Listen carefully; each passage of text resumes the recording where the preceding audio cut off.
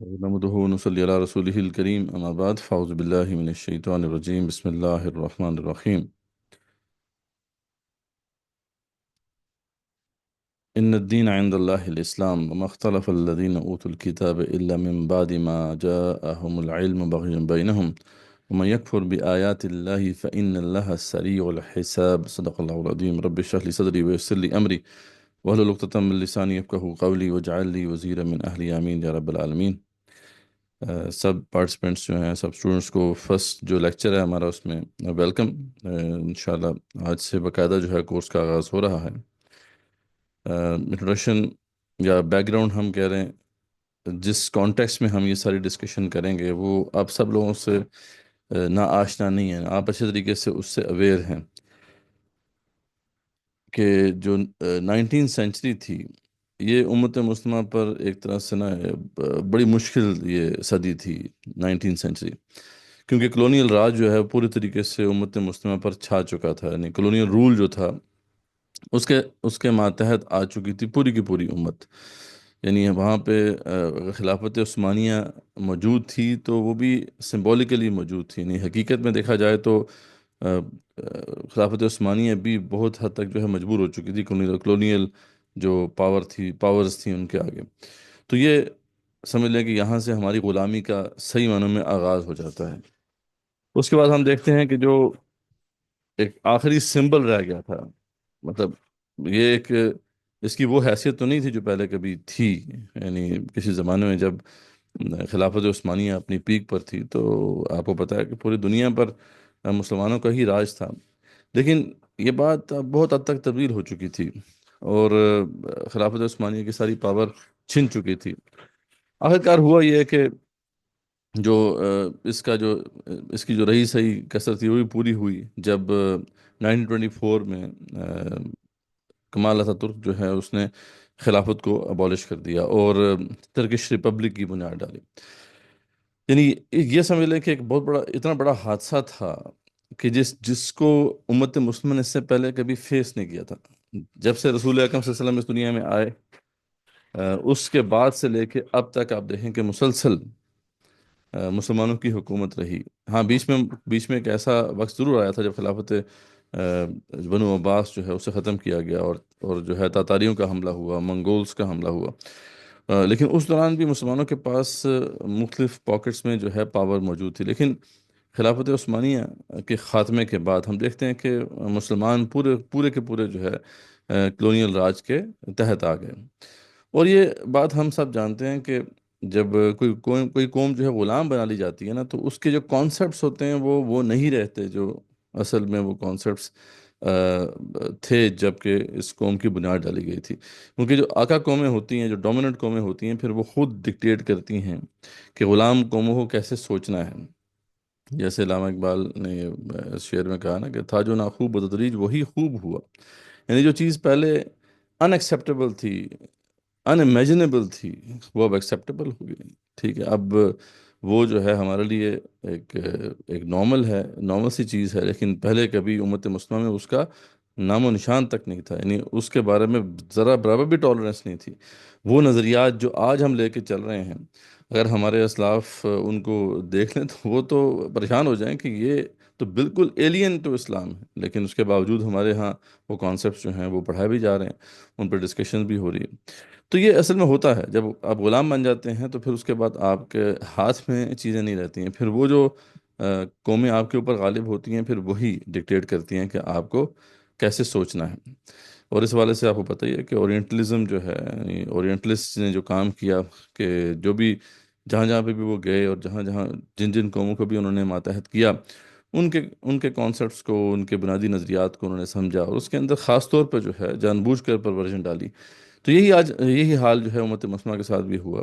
وہ بڑے بڑے اورینٹلسٹ جو تھے انہوں نے باقاعدہ قرآن و سنت کی تعلیم حاصل کی، عربی سیکھی اور پھر جو ہے ہمیں دین کا ایک نیا ورژن جو ہے سمجھایا، پڑھایا، جو آج ان کی ظاہری بات ہے کہ جو ان کی جو پاور تھی یا ان کا انفلوئنس تھا اور جو ٹولز وہ ڈیولپ کر کے گئے خاص طور پہ ایجوکیشن سسٹم جو اتنا بڑا ٹول ہے ان کا، اس کے ذریعے سے انہوں نے وہ ہمارے ذہنوں میں اب اچھے طریقے سے راسخ کر دیا ہے، یہاں تک کہ جب ہم یعنی اس سے ہٹ کر کوئی بات سنتے ہیں تو ہمیں وہ ایلین لگتی ہے، کہ جیسے وہ کبھی ہم نے سنی ہی نہیں تھی۔ تو یہ کانٹیکسٹ ہے جس کے اندر جو ہے ہم یہ جو کورس ہے اس کو سٹارٹ کر رہے ہیں، یعنی ہمیں پتہ ہونا چاہیے کہ ہمارا مقام کیا ہے اس وقت۔ تو انشاءاللہ اس کے اندر ہم جو پہلا پارٹ ہے اس کے اندر دین، مذہب اور نظام میں فرق ہم دیکھیں گے، پھر فرائض دینی کا جامع تصور کیا ہے، کمپرہنسو کانسیپٹ کیا ہے اوبلیگیشنز کا، وہ دیکھیں گے، پھر اقامت دین پر جو اعتراضات ہیں، ڈومیننس آف جو دین ہے اس کے نظریے کے اوپر یا اس کے فریضے کے اوپر جو اعتراضات ہیں ان کا ہم جو ہے جواب دیں گے۔ تو تقریباً جو ہے 3 ہفتے اس میں ہمارے لگیں گے انشاءاللہ اس پہلے پارٹ کے اندر۔ اس کے بعد ذری بعد ٹیسٹ ہوگا، اس میں ملٹیپل چوائس کویشچنز ہیں، وہ ایم سی کیوز ہیں، وہ بالکل اینڈ میں آپ سے شیئر کر دی جائیں گے، لیکن اسائنمنٹس جو ہے وہ روزانہ کے یعنی ہر لیکچر کے بعد اسائنمنٹس آپ سے شیئر کر دی جائیں گے انشاءاللہ۔ یہ جو ماڈیول ہے پہلا، اس کے جو حاصلات ہیں وہ یہ ہے کہ دین کا صحیح اور کمپریہنسو کانسیپٹ جو ہے اس سے آپ کو اویئرنیس ہوگی، آپ کو پتہ چلے گا کہ تصور دین جو ہے، کانسیپٹ آف دین جو ہے، اس کا کیا تعلق ہماری بنیادی آئیڈیالوجی یعنی آئیڈیالوجی آف توحید کے ساتھ ہے، یہ آپ کو کلیئر ہوگا۔ اوبلیگیشنز آف دین کا جو کمپریہنسو کانسیپٹ ہے وہ واضح ہوگا، اور خاص طور پہ جو ڈومیننس آف دین ہے، اقامت دین جو ہے، اس کے والے سے جو مختلف قسم کے اشکالات ہیں، جو کنفیوژنس پیدا کر دی گئی ہیں، وہ انشاءاللہ ختم ہوں گی۔ تو یہ سب چیزیں انشاءاللہ ہم دیکھیں گے، اور انشاءاللہ وہ صراط مستقیم واضح ہو جائے گی جس پر چل کر ہم اخروی نجات حاصل کر سکتے ہیں۔ تو پری ریکوزٹس جو ہیں اس کورس کے یہی ہے کہ آپ کا کچھ نہ کچھ جو ہے ایمان کے ساتھ تعلق ہو، یا آپ کے اندر ایک موٹیویشن ہو کہ آ، آپ کچھ کرنا چاہتے ہیں، آپ دین کی طرف آنا چاہتے ہیں، دین پہ عمل پیرا ہونا چاہتے ہیں۔ ہماری یہ ایزمپشن ہے کہ آپ کے اندر یہ موٹیویشن موجود ہے۔ آ، اگر یہ موٹیویشن موجود نہیں ہے تو پھر بھی انشاءاللہ کوشش ہم کریں گے کہ وہ ایسے ایلیمنٹس جو ہیں ان کو بھی یہاں پر ٹچ کریں۔ ویسے جو ہے اس کے لیے ہمارا ایک سیپریٹ کورس ہے جو پیورلی ایمانیات کے اوپر ہے، یعنی ورلڈ ویو کے اوپر ہے، کیونکہ ورلڈ ویو کو کریکٹ کرنا بہت ضروری ہے۔ تو خیر اس پہ انشاءاللہ ہم اس کو بھی آفر کرتے رہتے ہیں، آپ کے سامنے جو ہے یہ اس کی کورس کی ڈیٹیلز آ جائیں گی اگر آپ نے اس کے بعد اس کو اٹینڈ کرنا ہو تو۔ ہمارا لیکن یہ ہے کہ ہماری ازمپشن یہ ہے کہ آپ کے اندر ایک موٹیویشن موجود ہے، آپ دین کے اوپر عمل پیرا ہونا چاہتے ہیں، لیکن کنفیوژن ہے کہ کیسے عمل پیرا ہوں۔ تو اس کو انشاءاللہ ہم اس کورس میں جو ہے رفع کرنے کی کوشش کریں گے، اور انشاءاللہ یہ کانسیپٹس آپ کے سامنے آئیں گے۔ تو سب سے پہلے کانسیپٹ نمبر 1 ہم دیکھتے ہیں کہ مذہب کیا ہے، نظام کیا ہے، اور پھر دین کیا ہے۔ تو ہم ان تینوں کانسیپٹس کو ذرا اچھے طریقے سے سمجھیں گے۔ مذہب جسے انگلش میں ہم ریلیجن کہتے ہیں، اچھا، ریلیجن یا مذہب جو ہے اس کا کانسیپٹ اسلام کے اندر اس طریقے سے نہیں ہے کہ کبھی کہیں پہ بھی قرآن و سنت میں اسلام کو ایک مذہب نہیں کہا گیا۔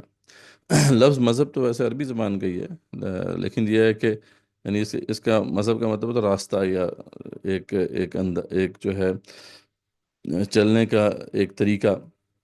ہمارے ہاں مذہب کا لفظ جو ہے عام طور پہ مذاہب اربع کے لیے استعمال ہوتا ہے، یعنی یہ جو ہم کہتے ہیں نا حنفی، شافعی، حنبلی، مالکی، ہم ان کے لیے مذاہب کا لفظ استعمال کرتے ہیں، یعنی لفظ مذہب کا جو استعمال ہے وہ اسلام کے لیے نہیں ہے۔ اصل میں یہ کانسیپٹ جو ہے مذہب کا یا ریلیجن کا، یہ دنیا میں رائج ہے، ٹھیک ہے؟ تو اسلام جو ہے اس کو ہم مذہب نہیں کہہ سکتے، تو یہ بات ہمیں اچھی طرح سمجھنی ہے۔ تو مذہب کیا ہوتا ہے؟ مذہب دنیا کے اندر جو مذہب ہے یا ریلیجن ہے، اس کے 3 کمپوننٹس ہوتے ہیں، 3 قسم کی چیزیں جو ہیں اس کے اندر ہوتی ہیں۔ ایک ہوتے ہیں سیٹ آف بلیفس یعنی ایمانیات، دوسرا ہے عبادات، فارمز آف ورشپ، اور تیسرا ہے ریچولس، رسومات۔ جیسے فار ایگزامپل کرسچینٹی ہے، اب کرسچینٹی جو ہے آپ کو پتہ ہے کہ ایک ریلیجن ہے، اس کی ایک اپنے سیٹ آف بلیفس ہیں، اس کے پھر اپنے جو ہے کچھ فارمز آف ورشپ ہیں، سیٹ آف بلیفس میں ان کا آپ کو پتہ ہے ٹرینٹی کا کانسیپٹ ہے، پھر ان کا جو ہے وہ کروسیفکشن کا کانسیپٹ ہے، اور اس طرح کے اور بڑے بڑے جو کانسیپٹس ہیں جو ان کے سیٹ آف بلیفس کے اندر آتے ہیں۔ اور پھر عبادات ہیں، ان کی اپنی خاص قسم کی عبادات ہیں، چرچ کے اندر جانا، ان میں خاص قسم کی جو ہے ورشپ کرنا، تو یہ ان کے ہاں یہ بھی موجود ہے۔ اور پھر ریچولس، یعنی جب بچہ پیدا ہوتا ہے تو وہ بیپٹائز کرتے ہیں، اور جب کوئی بندہ فوت ہو جاتا ہے تو وہ فیونرل کرتے ہیں، یا جو ہے میرج کا بھی ایک کوئی سسٹم ہے ان کا. تو یہ اس لحاظ سے ہم کہتے ہیں کہ کرسچینٹی از اے ریلیجن. اچھا، اس طریقے سے دیگر مذاہب بھی ہیں. اگر آپ دیکھیں ہندو مت کو دیکھ لیں، جین مت کو دیکھ لیں، یا جوڈائزم کو دیکھ لیں، یہ سارے کے سارے مذاہب ہیں. ان سب کے اندر ایک کچھ سیٹ آف بلیفس ہوں گے، کچھ فارمز آف ورشپ ہوں گی، اور کچھ جو ہیں ریچولز ہوں گے. اچھا، اسلام کے اندر بھی یہ تینوں چیزیں موجود ہیں. یعنی اس لیے جو ہے عام طور پہ دھوکا لگ جاتا ہے کہ اسلام بھی شاید ایک ریلیجن ہے، کیونکہ اسلام کے اندر بھی ایمانیات ہے، سیٹ آف بلیفس ہیں، 6 ایمانیات ہیں جن کو ماننا ہر مسلمان پر لازمی ہے.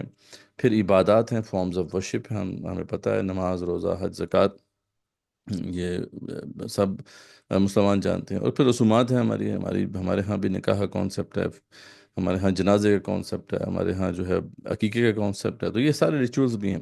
لیکن اسلام میں صرف یہ نہیں ہے. اصل بات یہ ہے جو سمجھنے والی ہے. عام طور پہ یہ چونکہ چیز کلیئر نہیں ہوتی، جس کی وجہ سے پھر جو ہے مسائل پیدا ہوتے ہیں. تو اسلام کے اندر جو ہے یہ چیزیں موجود ہیں، لیکن اس کے علاوہ بھی بہت کچھ ہے. جبکہ دیگر جو ریلیجنز ہیں ان کے اندر اس کے علاوہ اور کوئی خاص چیز نہیں ہوتی، بس یہی چیزیں ہوتی ہیں ریلیجن کے اندر. اچھا، اس کے بعد ہم چلتے ہیں اگلے کانسیپٹ کی طرف، نظام. کہ نظام کیا ہوتا ہے؟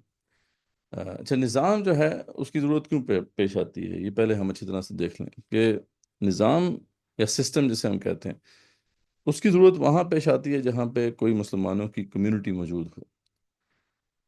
کیونکہ کوئی بھی مسلمان انسانوں کی کمیونٹی موجود ہو، کوئی بھی انسان جہاں پہ مل کے رہیں گے، کوئی بھی ایک کمیونٹی کی شکل میں رہیں گے، تو وہاں پر یہ ایک نیچرل تقاضا آئے گا کہ کون اس کمیونٹی کو گورن کرے گا، کون جو ہے اس کو رول کرے گا، ہو ول بی دا رولر. کیونکہ اگر کوئی رولر نہیں ہے تو پھر یہ جو انسان ہے نا، یہ ہارمنی میں نہیں رہ سکتے. کیونکہ انسان جب آپس میں رہتے ہیں تو بہت سے مسائل پیدا ہوتے ہیں. ہو سکتا ہے کوئی جو ہے کسی کے ساتھ کوئی زیادتی کر دے، ہو سکتا ہے کوئی شخص کسی کا حق مار دے. تو یہ سارے معاملات تو ہوتے ہیں. اب کسی کو آپ روک تو نہیں سکتے. تو کوئی نہ کوئی جو ہے نظام ضرور ہونا چاہیے کہ جو لوگوں کے رائٹس کو پروٹیکٹ کر سکے، یا ہارمنی اور سسٹم کو جو ہے، سسٹم میں جو ہے ہارمنی جو ہے اسے برقرار رکھ سکے. تو یہ ایک ریکوائرمنٹ ہوتی ہے جب بھی کسی جگہ پہ کوئی کمیونٹی ہوگی انسانوں کی. ٹھیک ہے. اب اس کے اندر جو سب سے بنیادی سوال پہلے پیدا ہوتا ہے وہ یہ ہوتا ہے کہ who will rule the community, یعنی رولر کون ہوگا، یا جسے ہم کہتے ہیں کہ سوورینٹی کس کے پاس ہوگی، حاکمیت کس کے پاس ہوگی. تو اس مسئلے کو طے کرنے کے لیے جو نظام ڈیولپ کیا گیا over the period of time, یعنی پتہ انسانوں نے ڈیولپ کیے ہیں نظام. جب سے انسان اس دنیا میں ہے، آدم علیہ السلام سے لے کر آج تک جو ہے ہم دیکھتے ہیں کہ انسانوں کی کمیونٹیز وجود میں آتی رہی ہیں، اور وہ کمیونٹیز بڑی بھی ہوتی رہی ہیں، یہاں تک کہ امپائرز کا دور بھی رہا، اور اب نیشن سٹیٹس کا کانسیپٹ ہے. تو ہم دیکھتے ہیں کہ ایک کوئی نہ کوئی جو ہے پولیٹیکل سسٹم ضرور رہا ہے جو کہ اس مسئلے کو حل کرنے کے لیے بنایا گیا کہ who will rule the community, who will rule this اجتماعیت. تو اس قسم کے سسٹم کو ہم کہتے ہیں پولیٹیکل سسٹم. ٹھیک ہے. تو سیاسی نظام جو ہے وہ اس لیے وجود میں آیا ہے، اس لیے اس کی ضرورت پڑتی ہے کہ سوورنٹی کا مسئلہ طے کرنا ہوتا ہے. ٹھیک ہے. حاکمیت کا مسئلہ طے کرنا ہوتا ہے. تو اس لحاظ سے دیکھا جائے تو تاریخ انسانی میں جو ہے ایک بڑا مشہور جو ہے پولیٹیکل سسٹم رہا جسے ہم کنگ شپ کہتے ہیں. بادشاہت ایک پولیٹیکل سسٹم ہے جس میں یہ طے کر دیا جاتا ہے کہ ایک مخصوص جو شخص ہے یا اس کا جو خاندان ہے وہ رائٹ رکھتا ہے، یہ حق رکھتا ہے کہ وہ رول کرے. اور اس لیے ہمارے سامنے جو ہے ڈائنیسٹیز کا کانسیپٹ ہے کہ یہ پورے پورے خاندان جو ہے کئی صدیوں تک جو ہے حکومت کرتے رہے. یہ کانسیپٹ جو ہے اسلام کی تاریخ میں بھی رہا. تو بادشاہت ایک سسٹم تھا جو اس مسئلے کو طے کرتا تھا کہ who will rule the community, who will rule this area. اچھا، اس کے برعکس جو ماڈرن ورلڈ کے اندر سسٹم وجود میں آیا اسے ہم ڈیموکریسی کہتے ہیں. اور اس میں یہ طے کیا گیا کہ نہیں، جو حاکم ہے یا سوورنٹی جو ہے وہ عوام کی ہے، حاکم جو ہے وہ عوام ہے، اور عوام جس کو چاہیں اپنی مرضی سے اپنا حق جو ہے یعنی رائٹ ٹو رول جو ہے وہ تفویض کر دیں، ٹرانسفر کر دیں تھرو ووٹ. یعنی ہیں سب کے سب عوام جو جس جگہ پہ رہ رہے ہیں وہ سب کے سب جو ہے سوورن ہیں، سب کے سب جو ہے وہ رولرز ہیں. لیکن اس طریقے سے تو نظام نہیں چل سکتا نا. تو ہر بندہ جو ہے وہ دیکھے گا کہ وہ اپنا جو حق ہے وہ دوسرے کو تفویض کرتا جائے گا. اس طریقے سے پھر ہوتے ہوتے جو ہے اوپر کچھ رولرز جو ہیں ان کو طے کیا جاتا ہے. تو یہ ڈیموکریسی کا سسٹم جو ہے ہمارے ہاں بھی رائج ہے، تو ہم اچھی طرح جانتے ہیں اس کے اندر یہ طے کیا جاتا ہے کہ سورن جو ہے وہ عوام ہے. اچھا، اس طریقے سے کسی بھی کمیونٹی میں جب کوئی انسان رہتے ہیں تو ان کے آپس میں لین دین ہوتے ہیں. ظاہر بات ہے اس کے اندر بازار بھی لگے گا. کسی کے پاس کوئی چیز ہے، کسی دوسرے کے پاس کوئی دوسری چیز ہے، اس نے ایکسچینج کرنی ہے. ایکسچینج کا کوئی میڈیم بھی ہوگا اور اس طریقے سے ٹرانزیکشنز بھی ہوں گی اور آپس میں لین دین کا سارا ایک معاملہ بنے گا. اور پھر اس سے کیا کیا ہوگا کہ سرمایہ جنریٹ ہوگا، کیپٹل جنریٹ ہوگا. اسی طریقے سے اس جگہ پہ جہاں پہ لوگ رہ رہے ہیں وہاں کا جو لینڈ ہے وہ کس کی ملکیت ہوگا. تو یہ سرمایہ یا کیپٹل جسے آپ کہتے ہیں یا ایسیٹس، جو جہاں پہ بھی یہ کمیونٹی ہوتی ہے وہ کون اون کرے گا، ہو ول بی دا اونر. تو اس مسئلے کو طے کرنے کے لیے جو سسٹم بنایا گیا یا ڈیولپ کیا گیا وہ معاشی سسٹم تھا، اکنامک سسٹم تھا. اور اکنامک سسٹم میں جیسا میں نے آپ کو بتایا کہ اصل مسئلہ اونرشپ کا ہے کہ who will be the owner of the capital as well as the assets اور جو بھی مینز آف پروڈکشن. تو دنیا میں جو ہے اس وقت تو دو بڑے سسٹمز موجود ہیں. ٹھیک ہے، ایک سسٹم تو موجود رہا تاریخ میں، وہ اسلامک اکنامک سسٹم تھا، لیکن خیر وہ تو اب ہم نے نہیں دیکھا، اس کا ہمیں زیادہ پتہ بھی نہیں ہے. لیکن یہ ہے کہ دنیا میں اس وقت جو دو اکنامک سسٹمز ہیں وہ ایک کیپٹلزم ہے اور ایک جو ہے کمیونزم ہے.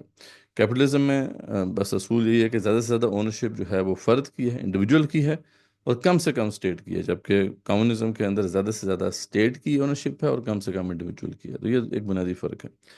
تو یہ ایک دوسرا جو ہے کمپوننٹ ہوتا ہے نظام کا جسے ہم اکنامک سسٹم کہتے ہیں. اور پھر اس کے بعد پھر سوشل سسٹم ہوتا ہے. سوسائٹی بھی ذریعہ بات ہے کچھ اصولوں پر چل رہی ہوتی ہے. وہ ویلیوز ہوتی ہیں جن کے اوپر سوسائٹی چل رہی ہوتی ہے. ٹھیک ہے، وہ کیا ویلیوز ہیں جو دنیا میں رائج ہیں آج؟ تو وہ ہم جانتے ہیں وہ ویلیوز جن کو ویسٹ نے ہی جو ہے پوری دنیا میں متعارف تو نہیں کہہ سکتے کرایا، لیکن یہ ہے کہ دنیا کے اندر جو ہے وہ چیمپئنز بن کے کھڑے رہے ہیں. اب تو خیر وہ ان کے چہرے سے نقاب اتر گیا ہے.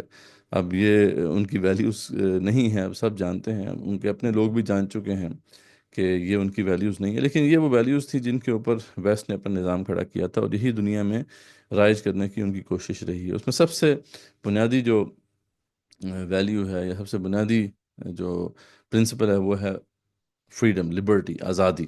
ٹھیک ہے، دوسرا ہے مساوات یعنی ایکویلٹی، اور تیسرا ہے جسٹس. تو فریڈم، ایکویلٹی اینڈ جسٹس یہ وہ اقدار ہیں، وہ ویلیوز ہیں جن کے اوپر جو ہے سسٹم موجودہ جو اس وقت جو کرنٹ سسٹم ہے اس کو کھڑا کیا جاتا ہے. لیکن یہی نہیں ہے، آپ کو پتہ ہے کہ اور بھی بہت سے ویلیو سسٹمز رہے ہیں. جیسے اسلام کا اپنا ایک ویلیو سسٹم ہے، لیکن یہ کہ انفارچونیٹلی وہ اب اس طریقے سے تو ہمارے سامنے نہیں ہے. تو ہمارے ہاں یہی تین ہیں جن کا چرچا ہے، جس کا ذکر ہوتا ہے. تو یہ نظام کا ایک مختصر سا تعارف ہے کہ نظام جو ہے اس کی ضرورت اس وقت پڑتی ہے جب کسی بھی جگہ پہ کچھ انسان جو ہے وہ مل کے رہتے ہیں، کمیونٹی ہوتی ہے انسانوں کی، اور وہاں پر یہ کچھ مسائل پیدا ہوتے ہیں، جس میں سب سے پہلے بڑا مسئلہ جو ہے حاکمیت کا ہے، سوورینٹی کا ہے. دوسرا مسئلہ ownership of the capital, ownership of the assets کا ہے. اور تیسرا جو ہے کہ ویلیو سٹرکچر کیا ہوگا، ویلیوز کیا ہوں گی جس کے اوپر آپ سوسائٹی کو کھڑا کریں گے. ان مسائل کو حل کرنے کے لیے 3 سسٹمز بنائے گئے، اور انسانوں نے جو ہے ہمیشہ سے جو ہے ان سسٹمز کو ڈیولپ بھی کیا ہے. اور آج ایک خاص قسم کے سسٹمز ہمارے اوپر امپلیمنٹڈ ہیں، ہم اچھی طرح جانتے ہیں ان کو. تو یہ 3 سسٹمز ہیں، political, economic and social system. اچھا، جوڈیشل جو سسٹم ہوتا ہے وہ ظاہر بات ہے وہ پھر اس کے تحت ہوتا ہے، یعنی سوشل سسٹم کا ایک پارٹ ہے، آپ کہہ سکتے ہیں جوڈیشل سسٹم بھی ہوتا ہے. تو اس طرح جو ہے یہ ایک نظام پورا ہمارے سامنے آتا ہے. اچھا، کیا اسلام صرف ایک مذہب ہے؟ اب سوال یہ ہے. تو اس کا جواب ہم قرآن و سنت سے تلاش کریں گے نا. غریب ادب میں ہم نے پہلے سے بتایا تھا آپ کو کہ جو ہماری بنیاد ہوگی وہ قرآن و سنت ہوگی، اور اس کی جو سالڈ ریزنز ہیں ان کے اوپر ہی ہم جو ہے اپنے آرگومنٹس کو بلڈ کریں گے. تو پہلے ہم دیکھتے ہیں کہ کیا قرآن مجید میں یا حدیث رسول صلی اللہ علیہ وسلم کے اندر پولیٹیکل سسٹم سے کوئی ہدایات موجود ہیں یا نہیں. اکنامک سسٹم سے متعلق کوئی انسٹرکشن موجود ہیں کہ نہیں، یا سوشل سسٹم سے متعلق کوئی انسٹرکشن موجود ہیں یا نہیں؟ اگر تو ان کے بارے میں کوئی انسٹرکشن موجود نہیں ہے تو پھر ٹھیک ہے، ہم مان لیتے ہیں کہ اسلام صرف ایک مذہب ہے۔ لیکن اگر سیاسی نظام سے متعلق، اکنامک سسٹم سے متعلق اور سوشل سسٹم سے متعلق انسٹرکشن موجود ہوں تو پھر ہم اسلام کو صرف مذہب نہیں کہہ سکتے نا۔ تو صرف اگر ہم پولیٹیکل سسٹم کے حوالے سے دیکھیں تو اسلام بڑے واضح طور پہ ہمارے سامنے یہ بات پیش کرتا ہے، ان الحکم الا للہ، حکم تو صرف اللہ کا چلے گا، ٹھیک ہے؟ یعنی سورینٹی بلانگس ٹو اللہ سبحانہ و تعالیٰ، جبکہ دنیا میں تو کچھ اور بات کی جا رہی ہے۔ یہاں پہ تو دو سسٹمز رائج ہے جن کا ذکر ہم نے پہلے کیا ہے کہ جی سورینٹی جو ہے اٹ بلانگس ٹو دا مونارک، بادشاہت میں تو یہ ہوتا ہے، مونارکی میں یہ ہوتا ہے، یا پھر sovereignty belongs to the people, جبکہ اللہ تعالیٰ کیا فرما رہے ہیں کہ سورینٹی جو ہے وہ نہ تو عوام کے پاس ہے، نہ ہی وہ بادشاہ کے پاس ہے، بلکہ سوورنٹی جو ہے وہ تو اللہ تعالیٰ کے پاس ہے۔ اچھا، پھر ہم دیکھتے ہیں کہ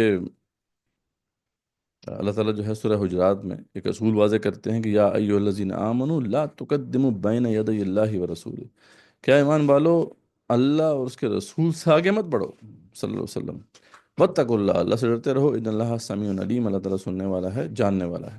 یعنی ایک واضح انسٹرکشن جو ہے اللہ تعالیٰ نے یہاں پہ ہمیں دے دی ہے کہ کسی بھی معاملے میں تم اللہ اور اس کے رسول سے آگے نہیں بڑھ سکتے، یعنی کوئی بھی قانون جو ہے وہ ایسا تم نہیں بنا سکتے جو قرآن و سنت سے منافی ہو، قرآن و سنت سے جو ہے ٹکرانے والا ہو۔ تو یہ بڑے واضح طور پہ اللہ تعالیٰ نے ہمیں انسٹرکشن دے دی ہیں۔ تو اب اسلام جو ہے وہ ایک مذہب تو نہیں رہا، اسلام معاشی نظام سے متعلق اللہ تعالیٰ کی انسٹرکشنز کیا ہیں کہ یہاں پہ تو بات ہو رہی ہے کہ اونرشپ کس کی ہوگی۔ کیپٹلزم میں ہے کہ زیادہ سے زیادہ اونرشپ انڈیویجول کی ہوگی اور کم سے کم جو ہے اسٹیٹ کی ہوگی۔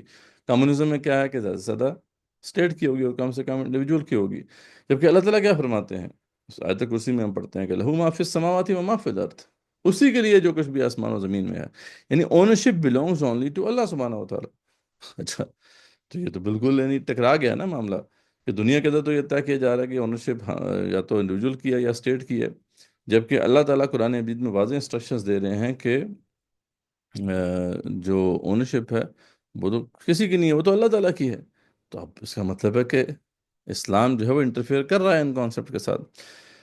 پھر اللہ تعالیٰ نے ایک واضح اصول دے دیا سورہ حشر میں، اللہ فرماتے ہیں کہ کئی لا یکون دولتن بین الاغنیاء منکم، کہ دولت جو ہے تمہاری اغنیاء میں گردش نہیں کرنی چاہیے۔ یہ اصول ہے اللہ تعالیٰ کا کہ دولت جو ہے وہ سرکولیشن جو ہے ویلتھ کی، وہ صرف اور صرف امیروں میں نہیں ہونی چاہیے بلکہ پوری سوسائٹی میں اس کی سرکولیشن ہونی چاہیے۔ اگین یہ اصول آ گیا جو کہ ڈائریکٹلی اکنامک سسٹم سے متعلق ہے۔ سود پر پابندی ہے، تو ہم اچھی طرح جانتے ہیں اللہ تعالیٰ نے واضح طور پہ جو سورہ بقرہ میں یہ بات واضح کی ہے کہ الذین یأکلون الربا لا یقومون الا کما یقوم الذی یتخبطہ الشیطان من المس، وہ تو جو سود کھاتے ہیں وہ اللہ کے سامنے نہیں کھڑے ہوں گے مگر اس حالت میں کہ ایک ایسے شخص کی طرح کہ جس کو شیطان نے یا جن نے چھو کر جو ہے پاگل بنا دیا ہو، ٹھیک ہے، جن چڑھ گیا ہو جس کے اوپر۔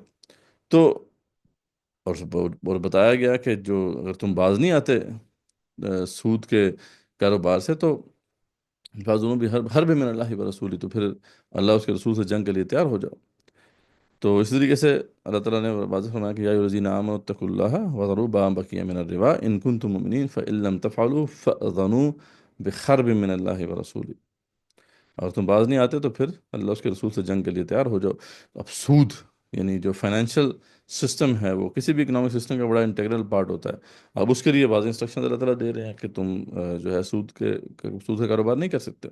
اس طریقے سے جوئے پر پابندی ہے، اللہ تعالیٰ نے اس کی بھی ممانعت کر دی ہے قرآن مجید میں کہ انما یرید الشیطان ان یوقع بینکم العداوۃ والبغضاء فی الخمر والمیسر میسر صدکم عن ذکر اللہ، اللہ تعالیٰ اور یہ شیطان جو ہے وہ تو چاہتا ہی یہ ہے کہ تمہارے درمیان جو ہے وہ بہت زیادہ دعوت ڈال دے، نفرت ڈال دے شراب کے ذریعے سے اور جوئے کے ذریعے سے، اور تمہیں جو ہے اللہ تعالیٰ کی یاد سے غافل کر دے، اور تمہیں جو ہے نماز سے غافل کر دے۔ وعن الصلاۃ، تو فہل انتم منتہون، تو اللہ تعالیٰ ہمیں وارن کرتے ہیں کہ دیکھو اس سے جو ہے اجتناب کرو، اس سے ہوشیار رہو۔ تو اب واضح ہو گیا کہ اسلام جو ہے وہ صرف ایک مذہب نہیں ہو سکتا، ہم اسے ایک مذہب نہیں کہہ سکتے جب اس کے اندر نظام سے متعلق واضح انسٹرکشن موجود ہیں۔ تو اس طریقے سے جو ہے ہمارا جو معاشرتی نظام ہے اس میں بھی ہم دیکھتے ہیں کہ جو تین بڑی ویلیوز ہیں، اقدار ہیں جن کا ذکر ہوا ہے کہ جناب فریڈم ہے، ایکوالٹی ہے، جسٹس ہے، تو قرآن مجید تو اس کے بالکل برعکس بات کرتا ہے۔ فریڈم کو ہی دیکھ لیں، دنیا تو یہ کہتی ہے کہ بھئی آپ ہم آزاد ہیں، جبکہ اللہ تعالیٰ کیا فرما رہے ہیں کہ وَمَا خَلَقْتُ الْجِنَّ وَالْإِنسَ إِلَّا لِيَعْبُدُونِ، کہ اور میں نے جو ہے انسانوں اور جنوں کو اس لیے تخلیق کیا کہ وہ میری بندگی کریں، میری غلامی کریں، کہ اللہ تعالیٰ کہہ رہے ہیں کہ تم غلام ہو، جبکہ ہمیں یہ بتایا جا رہا ہے کہ تم آزاد ہو۔ کتنا بڑا فرق ہے، یعنی بالکل جسے کہتے ہیں نا کہ 180 ڈگری جو ہے ایک ڈفرینٹ کانسیپٹ ہے۔ پھر ایکوالٹی کی بات اسلام بھی کرتا ہے۔ ایکوالٹی اس لحاظ سے تو ہے کہ کوئی امیر و غریب جو ہے اس میں کوئی فرق نہیں ہوگا، کوئی بڑا کوئی بادشاہ ہے یا کوئی رولر ہے یا کوئی بڑا سرکاری افسر ہے، اس کا بھی وہی حق ہے کہ جو ایک عام غریب آدمی کا ہے۔ تو اس لحاظ سے تو ایکوالٹی ہے، طبقاتی مساوات تو ہے، لیکن ویسٹ نے یہ کہا کہ ہر لحاظ سے وہ مرد اور عورتیں بھی برابر ہیں، مساوات مرد و زن۔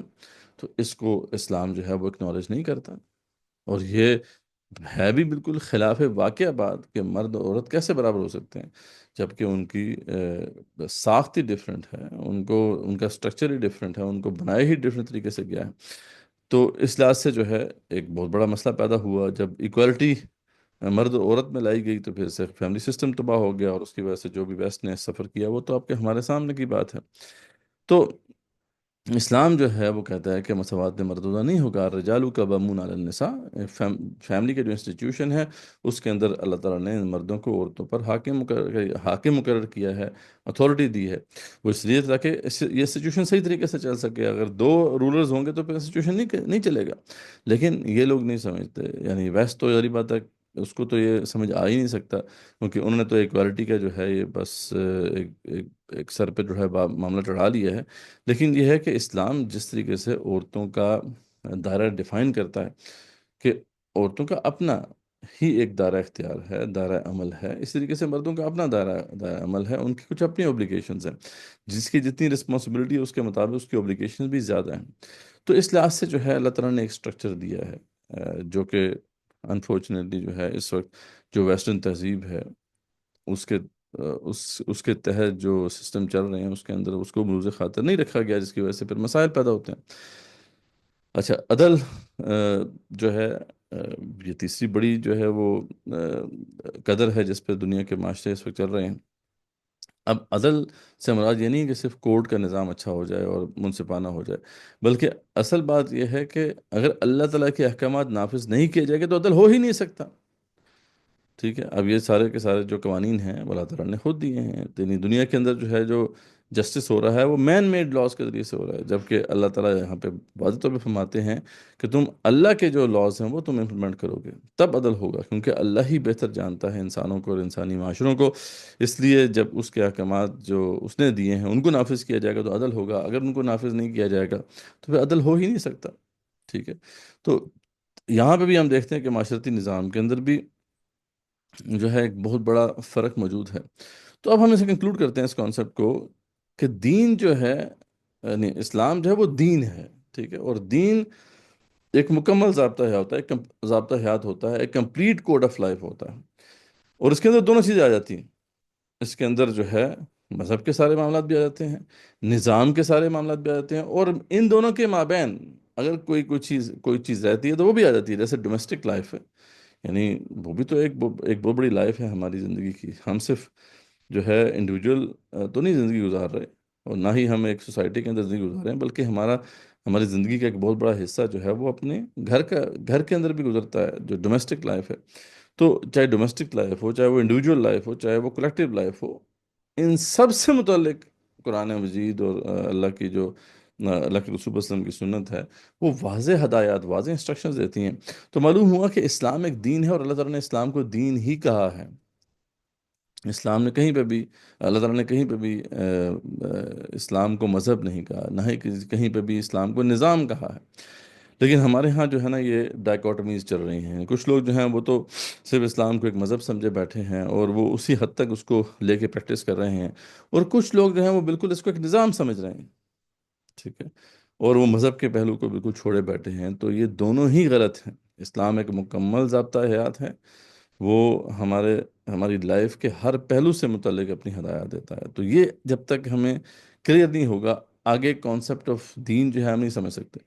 ٹھیک ہے نا، یعنی دین کی جو بنیاد ہے وہ یہ ہے کہ یہ ایک کمپرہنسو اور کمپلیٹ کوڈ آف لائف ہے. اس انداز سے جب اس کو دیکھا جائے گا تو آگے بھی ہمارے لیے جو ہے چیزوں کو سمجھنا آسان ہوگا. ظاہر بات ہے جب دین کو ہی ہم نہیں سمجھے گے تو دینی اوبلیگیشنز ہم کیسے سمجھ سکتے ہیں؟ یہ obvious سی بات ہے. یہ کانسیپٹ نمبر 1 ہے جو ہم نے ابھی کیا ہے. ٹھیک ہے، کانسیپٹ نمبر 2 جو ہے اس کو اب دیکھتے ہیں کہ وہ یہ ہے کہ دین مذہب کیسے بنا. دین جو ہے یہ اسلام کا جو ہم کانسیپٹ دیکھتے ہیں تو اسلام تو ایک دین تھا. اللہ تعالیٰ نے فرمایا نا کہ ان الدین عند اللہ الاسلام، اللہ کے نزدیک جو ہے دین صرف اسلام ہے. تو اسلام تو ہمیشہ سے دین تھا، لیکن آج یہ مذہب کیسے بن گیا؟ آج ہم دیکھ رہے ہیں کہ جتنے بھی یعنی اکثریت ہے مسلمانوں کی وہ اسلام کو بطور ایک ریلیجن دیکھتی ہے. ہمیں اچھی طرح پتہ ہے کہ جب ایمان کی بات ہو تو یار یہ تو مسئلہ مولوی صاحب سے پوچھنے والا ہے.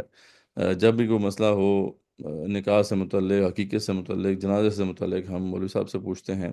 نماز سے متعلق، زکوٰۃ سے متعلق، حج سے متعلق، تو ہم اپنے ریلیجس اسکالرس کے پاس جاتے ہیں. لیکن اگر کوئی مسئلہ پولیٹیکل سسٹم سے متعلق ہو، کوئی مسئلہ اکنامک سسٹم سے متعلق ہو، سوشل سسٹم سے متعلق ہو، جوڈیشل سسٹم سے متعلق ہو، تو ہم تو اس کو اسلام کا حصہ سمجھتے ہی نہیں ہیں. ٹھیک ہے، تو یہ کیسے آخر یہ بن گیا دین مذہب؟ تو اس کی ایک پوری تاریخ ہے. یہ بات یاد رکھیں کہ تاریخ انسانی میں جتنے بھی ابراہیمک ریلیجنز ہیں وہ ہمیشہ دین ہی تھے، ان میں کوئی ایک بھی مذہب نہیں تھا. ٹھیک ہے، آپ کو پتہ ہے کہ بنی اسرائیل کے اندر جو ہے وہاں کی جو سیاست ہے وہ ان کے انبیاء چلاتے تھے علیہ السلام. اور جو تورات ہے اس کے اندر پولیٹیکل، اکنامک، سوشل، ہر ایسپیکٹ سے جو انسٹرکشن موجود تھیں. اس طریقے سے کرسچینٹی میں بھی، کیونکہ لا تو وہی تھا، موزز لا وہی کرسچینٹی کے اندر آیا، لیکن کرسچینٹی میں جب یہ لا آیا تو وہاں پہ کیا مسئلہ ہوا وہ آپ اچھی طرح جانتے ہیں کہ وقت کے ساتھ ساتھ جو ہے جو جو اس کا وہ ایسپیکٹ تھا پولیٹیکل، اکنامک، سوشل ایسپیکٹ، وہ ختم ہوتا چلا گیا. تو یہ کیوں اگر ایسا ہوا آخر جو ہے نا اس تک بات کیسے پہنچی؟ تو اس کی جو ہسٹری ہے وہ ہمارے سامنے یہ ہے کہ اصل میں جو اس وقت کرسچینٹی ہمارے سامنے ہے نا وہ تو اصل میں کرسچینٹی ہے ہی نہیں، وہ تو پولزم ہے. یہ سینٹ پال جو کہ پہلے یہودی تھا بعد میں عیسائی ہوا، تو اس نے جو ہے دین کے اندر، یعنی ان کے جو دین کے اندر، عیسائی دین کے اندر جو ہے ایسے باطل عقیدے شامل کر دیے جو بالکل غیر فطری، غیر عقلی تھے. اب ایک ایسا اس نے ورژن آف دین تیار کیا کہ جو ریشنلی جو ہے جسٹیفائیبل ہے ہی نہیں. اب جب ریشنلی جسٹیفائیبل نہیں ہے تو ڈیفینیٹلی ایسے لوگ کہ جو عقل کو استعمال کرتے ہیں ان کے لیے تو اس کو ایکسیپٹ کرنا آسان نہیں ہوگا. تو اس لیے جب ہم دیکھتے ہیں کہ وہاں پہ ویسٹ کے اندر جو ان کا جو فرسٹ ایمپرر تھا کانسٹنٹین، جب وہ عیسائی ہو گیا تو اس کے بعد عیسائیت کو جو ہے انفلوئنس ملا، اور جو ہے آہستہ آہستہ جو ہے عیسائیت وہ رومن امپائر کے اندر پھیلنا شروع ہوئی. اور پھر بعد میں تو خیر رومن امپائر نے اسے ایک اسٹیٹ ریلیجن کے طور پہ ایکسیپٹ کر لیا. ہر طرف عیسائیت ہی عیسائیت جو ہے پھیل چکی تھی اس وقت تک. تو جب کانسٹنٹین جب عیسائی ہوا تو اس کے بعد سے جو چرچ کا انفلوئنس ہے وہ بڑھنا شروع ہوا سوسائٹی کے اوپر. اور ان کا سب سے پہلا ٹارگیٹ یہ تھا کہ ایسے جو بھی علوم ہیں کہ جو سوچنے پہ مجبور کرتے ہیں، جس میں فلسفی، سائنس اور اس طرح کے جو مضامین ہیں، ان کو جو ہے وہ ڈسکریج کیا جانے لگا. ٹھیک ہے، کیونکہ اگر یہ والے آپ جو ہے علوم پڑھیں گے تو پھر سوچنے پہ مجبور ہوں گے. جب سوچنے پہ مجبور ہوں گے تو پھر کویشچن اٹھائیں گے آپ کرسچن عقائد کے اوپر جو کہ بالکل جو ہیں غیر عقلی ہیں. تو اس لیے خدشہ پیدا ہوگا کہ آپ عیسائیت کو چھوڑ دیں گے. تو اس لیے یہ کہا گیا کہ یہ ہیریٹکس ہیں، یہ لوگ جو فلسفہ پڑھتے ہیں یا اس زمانے کی جو نیچرل سائنس پڑھتے ہیں، تو یہ لوگ جو ہیں یہ صحیح نہیں ہیں، یہ اچھے لوگ نہیں ہیں. اور بعد میں پھر جب جسٹینین کے زمانے تک جو ہے تقریباً جو آپ سمجھ لیں کہ عیسیٰ اسلام کے 500 سال کے بعد جب جسٹینین کا زمانہ آتا ہے، اس وقت تک چرچ اچھا خاصا اثر و رسوخ حاصل کر چکا تھا. اور یہی ہوا کہ اسی کے زمانے، جسٹینین کے زمانے میں، جو علوم تھے ان کو بین کر دیا گیا. وہی جو پلاٹو نے اکیڈمی بنائی تھی گریس کے اندر، اس کو بھی بند کر دیا گیا. اور اب سمجھ لیں کہ ایک طویل دور کا آغاز ہوتا ہے یورپ کے اندر، ویسٹ کے اندر، جسے وہ ڈارک ایجز کہتے ہیں. وہ ڈارک ایجز اس لیے کہ وہاں پہ سوچنے سمجھنے پہ پابندی لگا دی گئی. اور جب کوئی قوم سوچنا سمجھنا چھوڑ دیتی ہے تو پھر وہ ڈارک ایجز میں چلی جاتی ہے. تو وہ پھر ڈارک ایجز میں رہے، اور یہ 5th سینچری سے لے کے 15th سینچری تک کا ان کا زمانہ، 1000 سال کا جو ہے، یہ ایک ایسا تاریک دور ہے جس میں ان کے ساتھ بہت ظلم ہوا. ان کے جو ایمپررس تھے، یعنی بادشاہ، اور جو پوپ تھا، یا چرچ کا جو بھی ہیڈ تھا، انہوں نے مل کے خوب ان کا استحصال کیا، ان کے وہ ظلم کیا.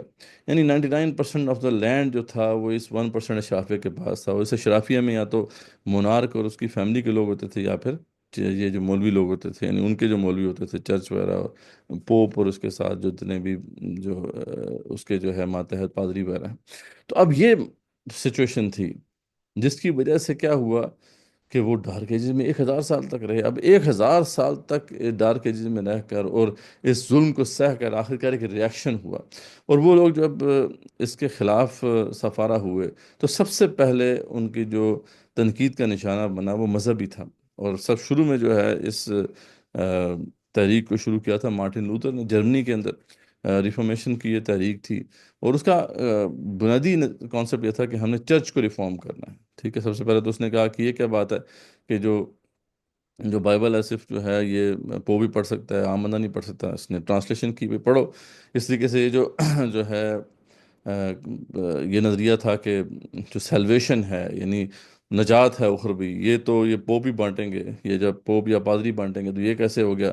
تو مارٹن لوتھر نے پھر جو ہے اس کے خلاف ایک پروٹیسٹ کیا. اسی سے پروٹیسٹنٹ فرقہ جو ہے وہ وجود میں آیا. تو جب یہ کانسیپٹ جو ان لوگوں نے جو ہے سامنے، یہ کانسیپٹ یہ لوگ سامنے لے کر آئے، تو پھر چرچ کی ہیجمنی جو تھی وہ اس کو چیلنج کیا گیا. اور یہ مارٹن لوتھر ہی ہے جس نے پھر سب سے پہلے 2 کنگڈمز کا کانسیپٹ دیا تھا. اس نے کہا تھا کہ خدا کی 2 کنگڈمز ہیں. ایک تو اس کی ٹیمپورل کنگڈم ہے، اور ایک اس کی جو ہے وہ ہیونلی کنگڈم ہے. ایک تو دنیاوی کنگڈم ہے، اور ایک اس کی خدائی کنگڈم ہے. اور خدائی کنگڈم جو ہے اس کی وہ تو خود ہی چلاتا ہے، اور اس کا پرنس جو ہے وہ تو عیسیٰ علیہ السلام ہے. ٹھیک ہے. جبکہ جو دنیاوی کنگڈم ہے، ٹیمپورل کنگڈم ہے، یہ اس نے انسانوں کے حوالے کر دیا. تو یہیں سے پھر سیکولرزم کی بنیاد آئی کہ separation of church and state. حالانکہ مارٹن لوتھر جو ہے وہ کوئی گاڈ لیس آدمی نہیں تھا، وہ ایک پریکٹسنگ کرسچن تھا. لیکن وہ ظاہری بات ہے، ایکسپیرینس تھا نا 1000 سال کا، کہ مذہب نے کس طریقے سے استحصال کیا، ظلم کیا. اس کا ایک ریاکشن تھا جس کی وجہ سے انہوں نے مذہب کو جو ہے وہ اسٹیٹ افیئرس سے نکال دیا. اور بعد میں پھر جو ہے ایک اور موومنٹ شروع ہوئی جسے رینیسانس کہتے ہیں، جس میں جو ہے پھر نئے علوم جب ذری بات سوچنا شروع کیا انہوں نے، تو پھر نئے علوم جو ہے پیدا ہونا شروع ہوئے وہاں پر. اور اس کی وجہ سے ان کی کایا پلٹ گئی.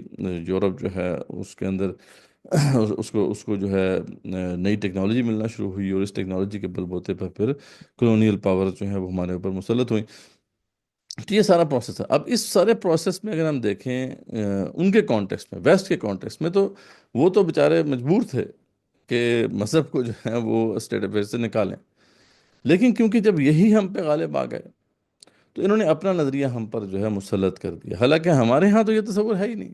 ٹھیک ہے، ہمارے ہاں تو اس طریقے سے کبھی بھی ہمارے علماء نے یا جو اسکالرس تھے، انہوں نے جو ہے سوچنے پر پابندی نہیں لگائی. کیونکہ اسلام تو ایک ریشنل دین ہے. اسلام کی جو جتنی بھی بنیادیں ہیں وہ ریشنلی جسٹیفائیبل ہیں. تو ہمیں تو کوئی ایسا کرنے کی ضرورت نہیں تھی، نہ ہی ایسا کبھی ہوا. تو یعنی ہمارے کانٹیکسٹ میں یہ اپلیکیبل تھا ہی نہیں. لیکن کیونکہ آج ہم ان کے ماتحت ہیں، تو وہ جو ہمیں بتائیں گے ہم اسی پہ چلیں گے. تو سب سے پہلے جو پرورژن ہمارے کانسیپٹ آف دین میں آئی وہ یہ کہ ہم نے بھی یہ سمجھنا شروع کر دیا کہ چرچ اور جو اسٹیٹ ہے، چرچ اور جو ریاست ہے، یہ علیحدہ ہوں گے. اور ہم نے بھی ماسک کو، اسٹیٹ کو علیحدہ کر دیا. اسٹیٹ افیئرز علیحدہ سے ہینڈل ہوں گے، اور چرچ افیئرز جو ہیں وہ علیحدہ سے ہینڈل ہوں گے. یعنی جو انڈیویجول ہماری لائف ہے اس سے متعلق مذہب رہ گیا.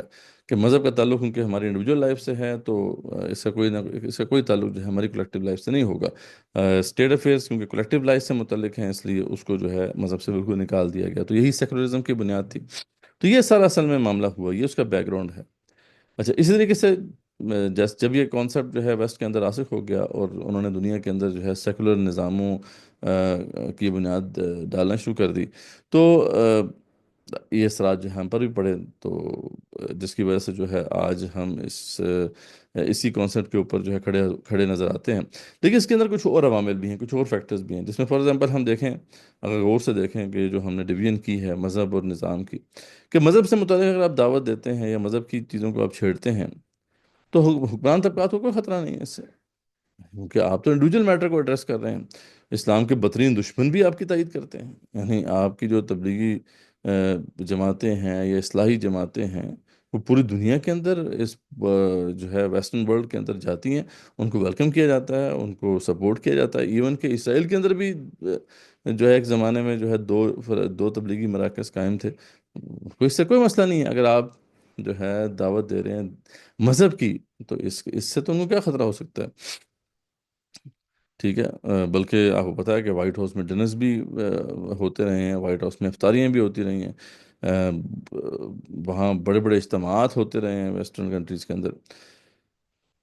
لیکن جب ہم دین کی بات کرتے ہیں یعنی دین میں کیونکہ نظام کا پہلو بھی شامل ہے، تو پھر فوراً جو ہے حکمران طبقات کو براہ راست آپ چیلنج کر رہے ہیں نا۔ جب آپ کہتے ہیں کہ یہاں پہ اللہ تعالیٰ کا حکم چلے گا، تو جو جس جگہ پہ حاکم ہیں وہ تو اپنا حکم لے کے بیٹھے ہوئے، اپنا حکم چلا رہے ہیں، تو وہ کیسے ایسے قبول کریں گے؟ اور پوری دنیا سے آپ کا ٹکراؤ ہو جاتا ہے۔ تو اس لیے جب دین کی جب دعوت آپ پیش کرتے ہیں تو پھر ریزسٹنس ہوتی ہے نا۔ اس وجہ سے بھی جو مذہب کی دعوت جو ہے وہ پھیلی، کیونکہ یہ آسان تھا، یہ اس کے اندر کوئی ریزسٹنس نہیں تھی، اس کے اندر کوئی خطرہ نہیں تھا۔ تو ہمارے ہاں جو ریلیجس طبقے کے اندر جو مذہب کے پہلو ہیں ان کی دعوت وہ رائج ہوگی، اور ہم نظام کے پہلوؤں کو بالکل جو ہے بھلا بیٹھے۔ بہرحال اور یہ پھر ایک گالی بن گئی، بلکہ کہ جو بھی دین کے اندر جو ہے نظام کے پہلو کی بات کرتا ہے، تو اسے کہا گیا یہ پولیٹیکل اسلامسٹ ہے، یہ جو ہے پولیٹیکل اسلام کا قائل ہے، یہ فنڈامنٹلسٹ ہے، یہ ٹیررسٹ ہے، ہر قسم کی گالیاں اس شخص کے لیے ہیں جو آج اسلام کو بطور دین پیش کرتا ہے۔ لیکن آپ اسلام کو بطور ایک مذہب پیش کریں، آپ کو پوری دنیا میں ویلکم کیا جائے گا۔ تو یہ بھی ایک فیکٹر تھا، یعنی ایک تو وہ فیکٹر تھا کہ ہم غلام تھے، لیکن دوسرا یہ تھا کہ اس کے اندر جو خطرات وابستہ ہیں اس کے ساتھ، اس کو سہنے کی ہمت نہیں تھی ہمارے مذہبی طبقے کے اندر، جس کی وجہ سے جو ہے مذہب کا جو کانسیپٹ ہے وہ پریویل کیا۔ جیسے اقبال نے کہا تھا نا کہ اس سے بڑھ کر اور کیا فکر و عمل کا انقلاب، بادشاہوں کی نہیں اللہ کی ہے یہ زمین، یعنی جب آپ یہ کہتے ہو کہ یہ زمین اللہ کی ہے، بادشاہوں کی نہیں ہے، اس سے بڑھ کر اقبال کہتے ہیں کوئی انقلابی نعرہ ہو سکتا ہے؟ تو ڈیفینیٹلی جب بھی آپ اسلام کو بطور ایک دین پیش کریں گے تو you have to face the consequences. لیکن دس از واٹ اسلام از، اسلام ایک مذہب ہے ہی نہیں، اور ہم سب سے بڑا جرم کریں گے اگر ہم اسلام کو بطور ایک مذہب پیش کریں گے۔ تو یہ بات ہے، جو یہ کانسیپٹ نمبر 2 ہے جو ہم نے ابھی کر دیا۔ توحید کا جو پہلو ہے وہ ہمیں ضرور سامنے رکھنا چاہیے، اور اس کا ایک بڑا گہرا تعلق ہے دین کے کانسیپٹ کے ساتھ، کہ توحید کیا ہے وہ ہم بچپن سے پڑھتے آ رہے ہیں۔ ایمان مجمل جو ہے کہ آمنت باللہ کما ہوا باسمائہ و صفاتہ وقبلت جمیع احکامہ اقرار باللسان و تصدیق بالقلب، کہ میں اللہ تعالیٰ کو مانتا ہوں جیسا کہ وہ اسماء و صفات کے مطابق ہے، اور میں اس کے تمام احکامات کو تسلیم کرتا ہوں، زبان سے بھی اقرار کرتا ہوں اور دل سے اس کی تصدیق بھی کرتا ہوں۔ تو اب اس میں دیکھیں کہ اللہ تعالیٰ کو جو ہے صرف یہ نہیں ماننا کہ اللہ خالق ہے، مالک ہے، رازق ہے، یعنی اللہ خالق مالک رازق یہ تو ہے ہی، لیکن یہ ہے کہ اللہ تعالیٰ حاکم بھی ہے، اللہ تعالیٰ جو ہے وہ عادل بھی ہے، اللہ تعالیٰ ہی یہاں پہ جج ہے۔ تو جب یہ پہلو ہیں، جب توحید کے، جب ان کو آپ ایکسیپٹ کرتے ہیں تو پھر آپ مسلمان، یعنی اللہ تعالیٰ کی کسی ایک صفت کو بھی اگر کوئی شخص نہیں مانتا اس دنیا کے اندر تو پھر وہ مسلمان نہیں ہو سکتا۔ تو یہ وہ پہلو ہے جس کو ہم بالکل بھلائے بیٹھے ہیں۔ مطلب مشرکین مکہ جو ہے وہ بھی ان باتوں کو مانتے تھے، جیسے اللہ تعالیٰ قرآن مجید میں سورہ یونس میں فرماتے ہیں کل من یرزقکم من السماء والارض امن یملک السمع والابصار ومن یخرج الحی من المیت ویخرج المیت من الحی۔ تو ان سے پوچھیں تو صحیح کہ کون ہے جو آسمان و زمین میں جو ہے تمہیں رزق دیتا ہے، اور کس کی ملکیت میں تمہاری سماعت اور بصارت ہے، اور کون ہے جو زندہ کو مردہ اور مردہ کو زندہ سے نکالتا ہے، اور وَمَن يُدَبِّرُ الْأَمْرَ، اور کون ہے جو مسبب الاسباب ہے۔ یہ دیکھیں یہ سارے سوالات ان سے پوچھے جا رہے ہیں غیر مسلموں سے، تو وہ کیا کہیں گے؟ فَسَيَقُولُونَ اللہ، تو وہ کہیں گے، وہ عنقریب یہ کہیں گے اللہ، یعنی وہ اللہ تعالیٰ کو خالق بھی مانتے تھے، رازق بھی مانتے تھے، زندگی اور موت کا مالک بھی مانتے تھے، اور مدبر الامر بھی مانتے تھے۔ اگر یہی توحید ہے تو پھر تو وہ اس سے بہتر، ہم سے زیادہ موحد تھے۔ بلکہ ابو جہل جب بدر کے مارکے میں گیا تو وہ اللہ سے دعا کر کے گیا تھا، اللہ تعالیٰ جو اس وقت اگر اگر حق پر ہے تو اسے تو فتح دے۔ اب یہ اگر توحید ہے تو یہ تو ابو جہل بھی اس کے اوپر تھا، لیکن وہ کیا نہیں مانتے تھے؟ وہ اللہ تعالیٰ کو حاکم نہیں مانتے تھے، اللہ تعالیٰ کو عدل نہیں مانتے تھے، اللہ تعالیٰ کو مالک الملک نہیں مانتے تھے، یہ وہ صفات ہی ان کا وہ انکار کرتے تھے۔ تو تو یہ جو سٹیٹمنٹ ہے اس کو آپ اچھی طرح گراسپ کیجئے کہ جو شخص اللہ کی حاکمیت کے بجائے کسی اور، جس میں عوام کی حاکمیت کا تصور بھی شامل ہے، کی حاکمیت پر یقین رکھتا ہے، تو وہ اللہ کی صفات الحکم، العدل، مالک الملک، العلیم، الحکیم، کئی صفات کا وہ انکار کرتا ہے۔ تو یعنی اس بات کو ہمیں سمجھنا ہے کہ اگر ہم اسلام کو بطور ایک دین کے نہیں ایکسیپٹ کرتے تو پھر ہم نظریہ توحید کو نہیں مانتے، سیدھی سیدھی بات ہے۔ تو دنیا کے اندر جو ہے بادشاہ کے قوانین چل رہے ہیں، دنیا کے اندر پارلیمنٹ یا کانگریس کے قوانین چل رہے ہیں، چاہے وہ قوانین جو ہے اللہ تعالیٰ کے احکامات سے ٹکراتے ہوں، تو ایسے جتنے بھی احکامات ہیں وہ اگر کوئی بندہ تسلیم کر لیتا ہے تو پھر وہ اس کا نظریہ توحید جو ہے کمپرومائز ہو چکا ہے، اب وہ مسلمان نہیں رہا ٹیکنیکلی اسپیکنگ۔ ہاں اسے دنیا کے اندر جو ہے کافر ہم نہیں ڈکلیئر کر سکتے، اس کے لیے اپنا ایک پروسیجر ہے، لیکن اللہ کے ہاں تو وہ کافر ہے، ٹھیک ہے؟ تو اللہ کے قوانین جو ہیں سب سے سپریم ہوں گے، اسی کو ہمیں تسلیم کرنا ہے۔ تو اسلام کو محض مذہب سمجھنا جو ہے یہ توحید کا انکار ہے۔ اصل بات یہی ہے، سورہ توبہ میں اللہ فرماتے ہیں کہ اتخذوا احبارهم ورهبانهم اربابا من دون اللہ والمسیح ابن مریم، یہ جو ہیں یہ جو لوگ تھے عیسائی، انہوں نے اپنے علماء اور مشائخ کو رب بنایا ہوا تھا، اور عیسیٰ ابن مریم کو بھی رب بنایا ہوا تھا۔ اچھا، عیسیٰ ابن مریم کو تو وہ رب بناتے تھے، وہ ان کو جو ہے اللہ تعالیٰ کا بیٹا قرار دیتے تھے، تو اس کو تو عیسائی بھی جانتے تھے۔ اچھا، یہ جو بات جب ان کے سامنے کی گئی کہ انہوں نے اپنے علماء اور مشائخ، اپنے اسکالرز کو بھی رب بنایا ہوا ہے، تو یہ بات ان کو سمجھ نہیں آئی، اور اس وقت جو ہے ایک بہت بڑے صحابی، پہلے تو وہ صحابی نہیں تھے، عیسائی عالم تھے، عدی بن حاتم، یہ حاتم تائی کے بیٹے تھے۔ تو عدی بن حاتم جو تھے بہت بڑے عیسائی عالم تھے۔ جب یہ قرآن کی آیت نازل ہوئی تو وہ ایک سوال لے کر رسول اکرم صلی اللہ علیہ وسلم کے پاس پیش ہوئے کہ محمد بن عبداللہ یا اللہ کے رسول صلی اللہ علیہ وسلم، کیا یہ جو آپ بات کر رہے ہیں، قرآن مجید میں یہ آیت آپ نے تلاوت کی ہے کہ ہم نے اپنے علماء اور مشائخ کو رب بنایا، تو یہ تو ہم نے کبھی بھی نہیں کیا۔ ہاں، عیسیٰ ابن مریم کو تو ہم کہتے ہیں کہ وہ خدا کا بیٹا ہے، ہم اسے دعا بھی مانگتے ہیں، لیکن یہ ہے کہ ہم نے کبھی بھی اپنے علماء مشائخ کی عبادت نہیں کی، نہ ہی ان سے کوئی دعا کی ہے، ان کو پکارا ہے۔ تو اس پہ رسول اکرم صلی اللہ علیہ وسلم نے ایک بہت اہم وضاحت دی کہ اگر وہ تمہارے حلال و حرام کے فیصلے کرتے تھے جبکہ اللہ کی کتاب میں فیصلے کچھ اور ہوتے تھے، تو تم کن فیصلوں کو حتمی مانتے تھے؟ کیا بائبل کے فیصلوں کو حتمی مانتے تھے، یا ان علماء و مشائخ کے فیصلوں کو حتمی مانتے تھے؟ تو اس پر جو ہے عطی بن حاتم نے کہا کہ ہاں، ہم ان علماء اور مشائخ کے فیصلوں کو حتمی یا الٹیمیٹ مانتے تھے۔ تو یہی آپ صلی اللہ علیہ وسلم نے فرمایا کہ ان کو رب بنا لینا ہے، یعنی کسی کو لیجسلیشن کا حق دے دینا اللہ سے بڑھ کر، یہ اس کو خدا بنانے کے مترادف ہے، اور جہاں جہاں پہ بھی ایسا ہو رہا ہے ظاہری بات ہے یہ شرک اور کفر ہے۔ تو یہ کانسیپٹ نمبر 3 ہے جو کہ ہم نے آج کر لیا۔ 3 کانسیپٹس ہم نے کیے ہیں، انشاءاللہ انہی پہ جو ہے اسائنمنٹس بھی آپ کو کرنی ہوں گی، تو انشاءاللہ آپ کوشچنس ہم لے لیتے ہیں۔ جی عمر بھائی یا سعد بھائی، آپ کوشچنز اب لے سکتے ہیں۔ جی جی، ویسے تو سب کے مائک الاؤڈ ہی ہیں، پھر بھی ریز ہینڈ کر لیں تاکہ نظم برقرار رکھا جائے۔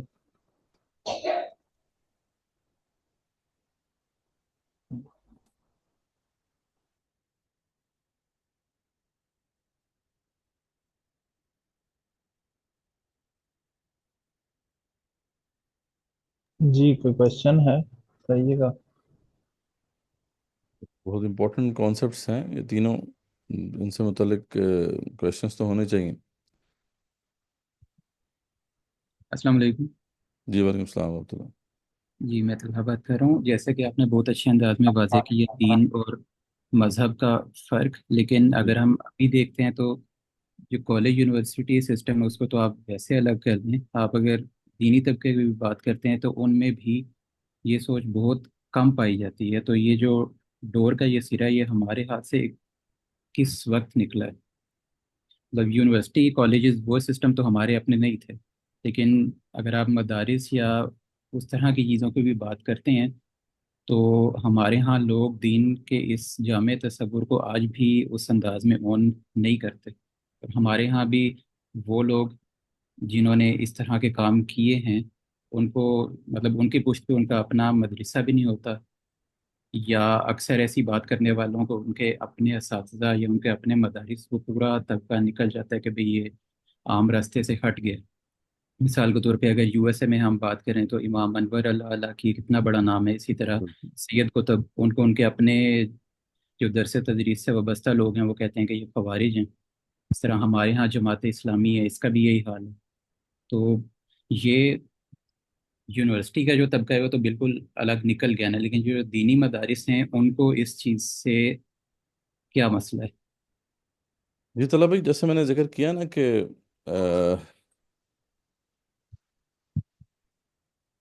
جی جیسے میں نے ذکر کیا کہ یونیورسٹیز کے اندر تو آبویسلی جو لوگ بیٹھے ہوئے ہیں وہ کہاں سے پڑھے ہوئے ہیں؟ ڈیفینیٹلی وہ آ، یا تو باہر سے پڑھ کے آئے ہیں، یا یہاں پہ جو ایجوکیشن سسٹم ہے اس کا وہ پروڈکٹ ہے۔ تو ان کو تو کبھی یہ پڑھایا ہی نہیں گیا نا، مطلب ان کو تو دین سے کوئی لینا دینا نہیں ہے، بلکہ ان کو تو شروع سے یہی پڑھایا گیا کہ دین تو جو ہے وہ تو فساد پھیلاتا ہے، ٹھیک ہے؟ اور اور یہ جو ہے ایک سپرفیشلی ان کو یہ پکچر بھی دکھا دی جاتی ہے معاشرے کے اندر کہ دیکھو یہ دیکھیں نا، مولوی حضرات تو آپس میں لڑتے رہتے ہیں، تو یہ جو ان کے ہاتھ میں ہم دیں گے تو یہ تو جو ہے سسٹم کا بیڑا غرق کر دیں گے، تو ان کے سامنے بس اتنی جسٹیفیکیشن کافی ہے۔ ہاں، اصل جو ہمارا اعتراض ہے وہ ریلیجس طبقے سے ہے نا، تو اس کے جو ریلیجس طبقہ ہے اس کے اوپر ہے کہ آپ تو قرآن و سنت کو پڑھتے ہیں، آپ کو تو پوری انسان جو اسلامی تاریخ ہے اس کا بھی پتہ ہے کہ اس میں اسلام کیا تھا، تو آپ اس کا اظہار کیوں نہیں کر رہے؟ آپ نے کیوں جو ہے اپنے لوگوں کو وہی مذہب پڑھانا شروع کر دیا ہے؟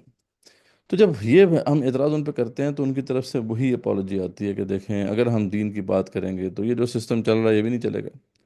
تو خوف، یعنی خوف کی یہ ایسی کیفیت ان کے اوپر طاری کر دی گئی ہے کہ اگر ہم نے دین کو ایک مکمل نظام حیات کے طور پہ پیش کیا تو پھر جو ہے ہماری جابس ختم ہو جائیں گی، ٹھیک ہے، ہمارا رزق جو ہے رک جائے گا۔ حالانکہ اگر ایکچولی اگر آپ دیکھیں تو یہ تو توحید کی نفی ہے کہ رازق تو اللہ تعالیٰ ہے بھائی، تو آپ کو تو یہ ذمہ داری اس لیے دی گئی تھی کہ آپ نے حق پیش کرنا ہے، یا تو پھر کوئی اور کام کر لیں، یعنی اگر تو اس کو بزنس بنانا تھا تو بزنس تو پھر اور بہت سے ہیں جن کو کیا جا سکتا ہے۔ یہ تو ایک اہم رسپانسبلٹی ہے، جب آپ اس رسپانسبلٹی کو اون کر رہے ہیں یا اس کے اوپر کھڑے ہیں، تو you have to be answerable for whatever you are doing. اب بس ان کی طرف سے یہ ہے کہ دیکھیں ہم ایسا کریں گے تو پھر بہت زیادہ مسئلہ ہو جائے گا، کیونکہ اس بات کو یاد رکھیں نا کہ جب یہاں پہ کلونیل راج تھا، جب برٹش یہاں پہ رہے تو شروع میں تو علماء نے ریزسٹ کیا، لیکن ان کے ساتھ جو ہوا ان کو ٹارچر کیا گیا، ان کو جو ہے کئی کئی سال جو ہے وہ جو کالا پانی کہا جاتا ہے کہ وہاں پہ رکھا گیا، تو یہ سب جو ہے ظلم ان کے اوپر ہوئے۔ اب اس ظلم سے گھبرا کر جو ہے اس وقت کے لوگوں نے کہا چلیں ابھی فی الحال جو ہے ہم نظام کی بات نہیں کرتے، ہم کم سے کم جو ہے دین کے جو بنیادی تصورات ہیں ان کو بچا لیتے ہیں، تو چلو ٹھیک ہے، اس وقت شاید جسٹیفیکیشن ہوگی ان کی، کیونکہ وہاں تو بات کرنے پر زبان کٹتی تھی، لیکن بس وہ ایک سلسلہ ایسا چلا کہ وہ اب ایک ٹریڈیشن کا حصہ بن گیا۔ تو یہ وہ چیز ہے جس کو ہم سمجھانے کی ان کو کوشش کر رہے ہیں، پتہ نہیں کافی عرصے سے لگے ہوئے ہیں، لیکن یہ ہے کہ یہ ان کو سمجھ نہیں آ رہا۔ اور اب کیونکہ اس کے اندر بینیفٹس شامل ہو چکے ہیں، اب جو مدارس ہیں اور جو سسٹم ہے سارا مسجدوں کا، اس کے ساتھ پھر بہت سا جو ہے مٹیریل بینیفٹ ان کے ساتھ ایڈ ہو چکا ہے، تو اب کون ہے جو کہ پھر اس مٹیریل بینیفٹ کو ٹھوکر مارے؟ کیونکہ جیسے ہی آپ اسلام کے اس کمپریہنسو کانسیپٹ کو پیش کرتے ہیں تو اسی وقت پھر آپ کے وہ چندے تو نہیں ملیں گے۔ اچھا، پھر اگر سوشل میڈیا پہ آپ ہیں تو آپ کو لائکس بھی نہیں ملیں گے، ٹھیک ہے، تو آپ وہ سیلیبریٹی اسٹیٹس نہیں انجوائے کر سکتے جو کہ مذہب کے کانسیپٹ کو پیش کر کے آپ انجوائے کر سکتے ہیں. تو یہ سب فیکٹرز ہیں. تو ہوپ فلی جو ہے یہ چیزیں کلیئر ہوں گی اب آپ کے ذہن میں. جی اچھا، السلام علیکم. جی وعلیکم السلام ورحمۃ اللہ. جی کوشچن کر لیں آپ جو پہلے کر رہے تھے، میں پھر بعد میں کر لیتا ہوں. یہ میں نے اصل میں طلاق کی کنٹینیوشن کرنی تھی کہ اچھا مجھے جو اس کی کوشچن سے سمجھ آیا نا، ہی واز آسکنگ کہ یہ ان کا ڈکلائن مطلب آپ کا لبرل یا سیکولر طبقہ تو ٹھیک ہے، وہ تو ڈی ریل ہو چکا ہے. مدرسے مدارس اور یہ سنس یہ لوگ تو اٹیچ تھے اس چیز کے ساتھ، تو ان کی ڈی ریلائزیشن کب ہوئی ہے؟ اب تو یہ بیسیکلی وہ وہی ٹائم اس کی، لائن ہٹ ہاں کرنا یہ چاہ تو وہی میں ٹائم لائن جو آپ کو بتا رہا ہوں نا کہ 1857 کی جنگ آزادی ہے نا، 1857، جب یہاں پہ برٹش کولونیل راج جو تھا وہ اپنے پیک پر تھا، تو اس وقت جو ہے یہاں پہ ریزسٹنس کھڑی ہوئی تھی. یعنی حالانکہ ابھی تک خلافت عثمانیہ موجود تھی، لیکن یہ سب جانتے تھے کہ خلافت عثمانیہ جو ہے اس کی اب سمبولک حیثیت رہ گئی ہے، اس کی وہ اب پاور نہیں رہی. تو یہ جو کلونیل راج تھا اس کے خلاف ریزسٹنس اس وقت علماء نے کی. یعنی اس وقت جو ہے یہ علماء نے ہی لیڈ کیا. لیکن اس کے اوپر جو پھر ایک کریک ڈاؤن ہوا نا بڑا سخت قسم کا برٹش گورنمنٹ کی طرف سے، جس میں کئی علماء کو شہید بھی کیا گیا اور کئی اسکالرز جو ہیں ان کو جو ہے جیلوں میں ڈالا گیا اور ٹارچر کیا گیا انہیں. تو اس کے بعد جو ہے ایک فار دا ٹائم بینگ ایک اسٹریٹجی تھی ان کی کہ ہم چلو ابھی نظام کی بات نہیں کرتے، ٹھیک ہے، تو ابھی ہم جو ہے اسلام کے جو باقی جو پہلو ہیں ان کو پروٹیکٹ کر لیتے ہیں، تو تاکہ جو ہے یہ جو کلونیل جو اس وقت جبر ہے اس سے ہم بچ سکیں. تو یہ جو تقریباً سمجھ لیں کہ 50-60 ایئرز ہیں 1857 کے بعد سے لے کے، بلکہ آپ سمجھ لیں کہ 100 ایئرز ہی کہہ لیں. ان 100 ایئرز کے اندر جو ہے جو ٹرانزیشن باقی ہوئی، خاص طور پہ سیکنڈ ورلڈ وار کے بعد، جب آپ پتہ کہ سیکنڈ ورلڈ وار کے بعد جو ہے اللہ تعالیٰ نے ہی ان کو اتنا کمزور کر دیا ہے کہ یہ براہ راست کنٹرول نہیں کر پا رہے تھے اب اپنی جو بھی کالونیز تھی. تو انہوں نے پھر وہ فریڈم دینا شروع کی، ٹھیک ہے. لیکن ان 100 سالوں کے اندر آپ کو پتا ہے کہ تین کم سے کم 3 یا 4 جنریشن گزر جاتی ہیں. اور جب ایک تو جنریشن گزر جائے نا تو پھر جو ٹریڈس ہوتے ہیں وہ پھر پختہ ہو جاتے ہیں. تو وہ ٹریڈیشن جو ہے ان کے جو ہے ایک سمجھ لیں کہ وہ ان کی جو مائنڈ سیٹ تھا، ان کی سائیکالوجی تھی، اس کے اندر وہ انگریو ہو گئی. اب مسئلہ وہی ہے کہ جب ہم یہ سمجھانے کی کوشش کرتے ہیں یار پاکستان بن گیا، اب تو کلونیل راج اس طریقے سے نہیں ہے نا، تو اب تو آپ کھڑے ہوں، اب تو آپ دین کا کمپریہنسو کانسیپٹ پیش کریں. لیکن وہ کیونکہ اپنے اسلاف کو دیکھتے ہیں اور اپنے امیڈیٹ اسلاف کو جب دیکھتے ہیں تو وہ تو اسی ڈگر پہ نظر آتے ہیں. تو وہ کہتے ہیں بھئی ہمیں اور کچھ کرنے کی ضرورت نہیں ہے، جو ہمارے اسلاف نے کیا وہی کریں گے. تو یہ اصل میں پورا فنومنن ہے، ٹھیک ہے نا. اب آپ کو ہوپ فلی کلیئر ہوگا. ہے. یہ لیکن سب یہ سب آہستہ اپوائنٹمنٹ آہستہ کے اب بعد. یہ چیز پھیلنا بھی شروع ہوگی نا، because اب جب سے لائک اے آئی وغیرہ آیا تو انسانوں نے لٹرلی اب سوچنا چھوڑ دیا اس طریقے سے جس طریقے سے پہلے سوچتے تھے. جی جی جی. صحیح ہے. سو جس کی وجہ سے آپ کا جو مائنڈ ڈیولپمنٹ ہے یا کریٹیکل تھنکنگ ہے وہ اس لیول کی اب نہیں رہی جس طریقے سے پہلے. ایون آپ کا جو یو ایس کی لیٹ 50s اور لائک ارلی 2000 کے اندر جو progress in terms of space development تھی، جب ان کی رائبلری یو ایس ایس آر کے ساتھ چل رہی تھی، تو تب ان لوگوں کے اچھے خاصی ڈیولپمنٹ ہو رہی تھی. لیکن اب آپ کو نہ اس لیول کی اور نہ ہی اس کوالٹی کی ڈیولپمنٹ آپ کو ایون اسپیس ٹیک کے اندر بھی ملتی ہے. So there's that thing as well. نہیں صحیح بات ہے. نہیں وقت کے ساتھ ساتھ کریٹیکل تھنکنگ کیپبلٹیز ہماری ختم ہوتے جا رہی ہیں نا. جب سے یہ جو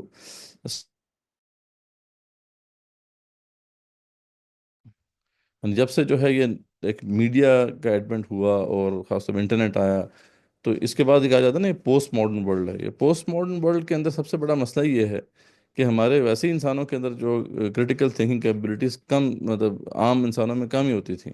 یعنی ہائی کلچرز جو ہیں وہ بڑے کم رہے ہیں انسانی تاریخ کے اندر. جیسے گریک آپ کو نظر آتا ہے، یا مطلب کسی زمانے میں جرمنی بھی تھا. تو اس طرح بہت کم کلچرز یا سوسائٹیز رہیں. عام طور پہ جو کریٹیکل تھنکنگ کیپبلٹی کم ہی تھی. لیکن اس نے کیا کیا کہ وہ انٹرٹینمنٹ اور انفرٹینمنٹ نے وہ جو رئیسی کثرت تھی وہ بھی پوری کر دی. تو اب سوچنا ہی چھوڑ دیا. بالکل ہم نے جو ہے کریٹیکلی انالائز کرنا ہی چھوڑ دیا، تو اب اس کو پھر کیسے ہم واپس لے کر آئیں گے؟ تو یہ بات صحیح ہے آپ کی کہ اس کے لیے تو آپ کو سوچنا پڑتا ہے، کریٹیکلی انالائز کرنا پڑتا ہے۔ ٹریڈیشن میں جب آپ چل رہے ہوتے ہیں تو آپ کو آنکھیں بند کر کے چلنا ہے بس، پھر تو آپ نے کوئی کریٹیکلی انالائز تو کرنا ہی نہیں ہے چیزوں کو۔ تو تو اب جو اس وقت یوتھ کا معاملہ ہے، یا ہماری جو ینگ جنریشن ہے، وہ تو انٹرٹینمنٹ کے دور میں ہی پیدا ہوئی ہے، تو وہ تو کریٹیکل تھنکنگ جو ہے کر نہیں سکتی، اس کی کیپیبلٹی نہیں ہے اتنی۔ ان کو سپرفیشل سولوشنز جو ہے وہ آپ نے دینے ہیں، ریئل پرابلمس کو نہ وہ سمجھنا چاہتے ہیں، نہ سمجھنے کی کیپیبلٹی رکھتے ہیں، نہ اس کا انٹرسٹ ہے۔ تو اس لیے ہماری جو سوسائٹی ہے وہ اب بالکل سمجھ لیں کہ انٹلیکچولی بینک کرپٹ ہو چکی ہے، یعنی بلکہ بعض جو اسکالرز ہیں وہ تو یہ تو کہتے ہیں کہ we are going through the Muslim dark ages, یعنی جیسے وہ ڈارک ایجز میں گئے تھے تو ہم اب ڈارک ایجز میں ہیں، کیونکہ کریٹیکل تھنکنگ کی بنیاد جو تھی وہی ختم نے کر دی نا۔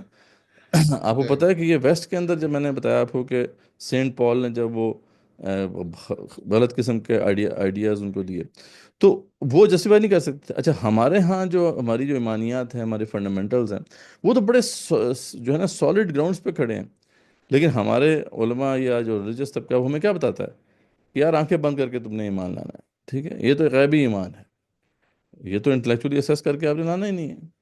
تو جب جو سب سے امپورٹنٹ چیز ہے اس کے بارے میں ہم جو ہے کریٹیکلی انالائز کرنے کی کوشش ہم نہیں کرتے، تو پھر باقی معاملات بھی ہم ایسے ہی چل رہے ہیں۔ اس لیے امت مسلمہ میں آپ دیکھ رہے ہیں کہ جو بھی شعبہ باز آ جائے وہ ہیرو بن جاتا ہے، اس کے فالوورز ہوتے ہیں۔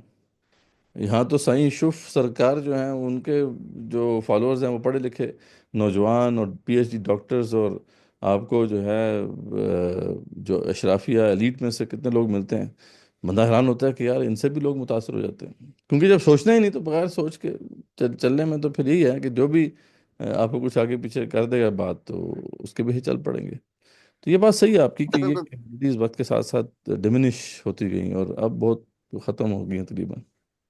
تو اس کانسیپٹ کے اوپر نا نام چامسکی نے ایک کانسیپٹ دیا تھا، جسے لائک اس کی بک بھی ہے، دی مینوفیکچرنگ کانسینٹ۔ جی تو جی اس نے یہی چیز ڈیفائن کی تھی کہ اس دور کے اندر آپ کے جتنی، یعنی یہ جو گلوبل ورلڈ آرڈر کو چلا رہے ہیں اس ٹائم، وہ ہر سائڈ سے آپ کے کانسینٹ کو مینوفیکچر کر رہے ہیں بیسیکلی۔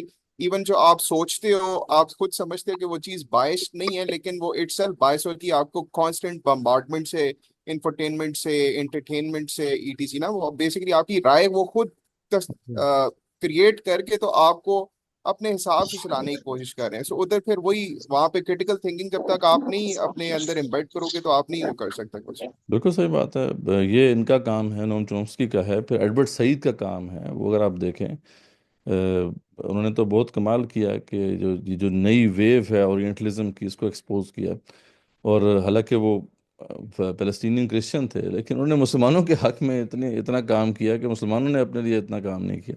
انہوں نے بتایا کہ کس طریقے سے جو ہے ہمارے یعنی مسلمانوں کی تاریخ کو مسخ کیا گیا، مسلمانوں کے جو مطلب اس وقت پولیٹیکل ریالٹی ہے اس کو جو ہے اگنور کیا گیا، اور وہی مینوفیکچر کر کے جو ہے کانسیپٹس ان کے ذہنوں میں ڈالے گئے۔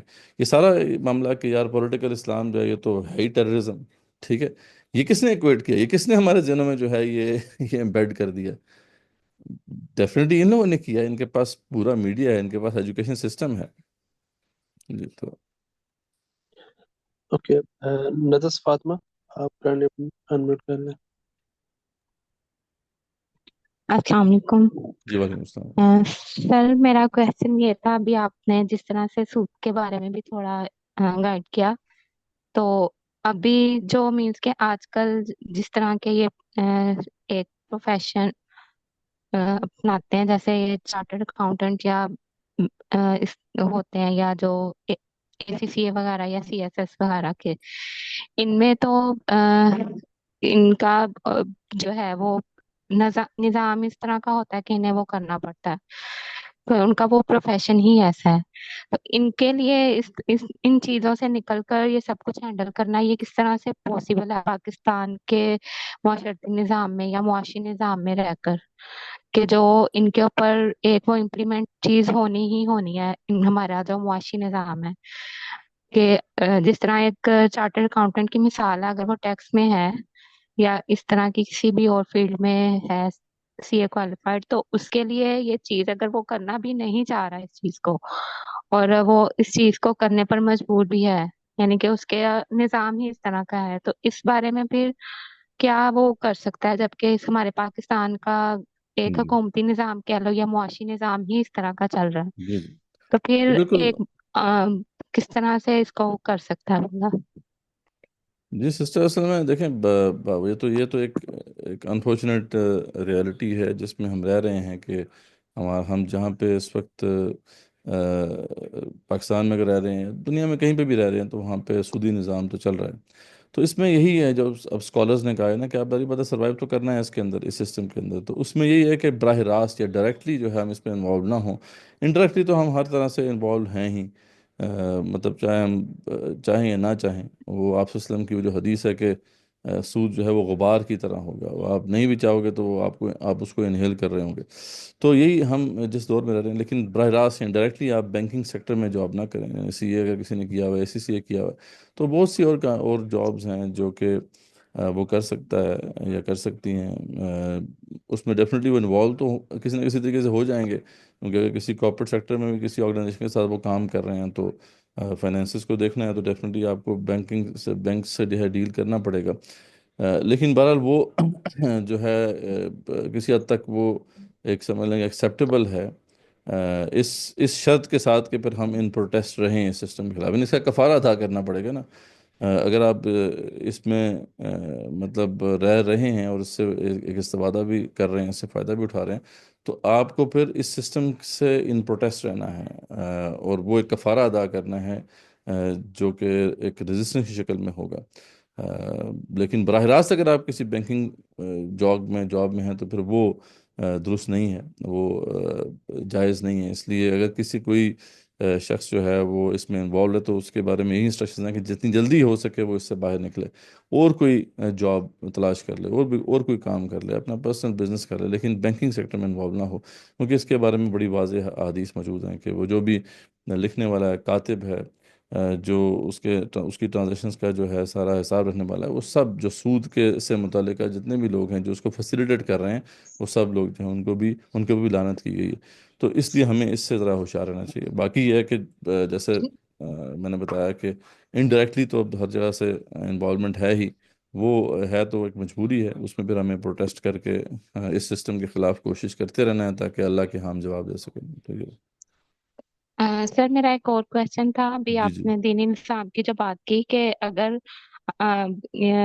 है कि हम अल्लाह ने हमें जितना भी इल्म दिया है इस बारे में, चाहे हम एक आयत ही क्यों नहीं हिफ्ज कर लेते, तो उसको हमें हमारे ऊपर फर्ज है कि हम उसको आगे पहुंचाएं, या जितना भी हमें दीन पता है।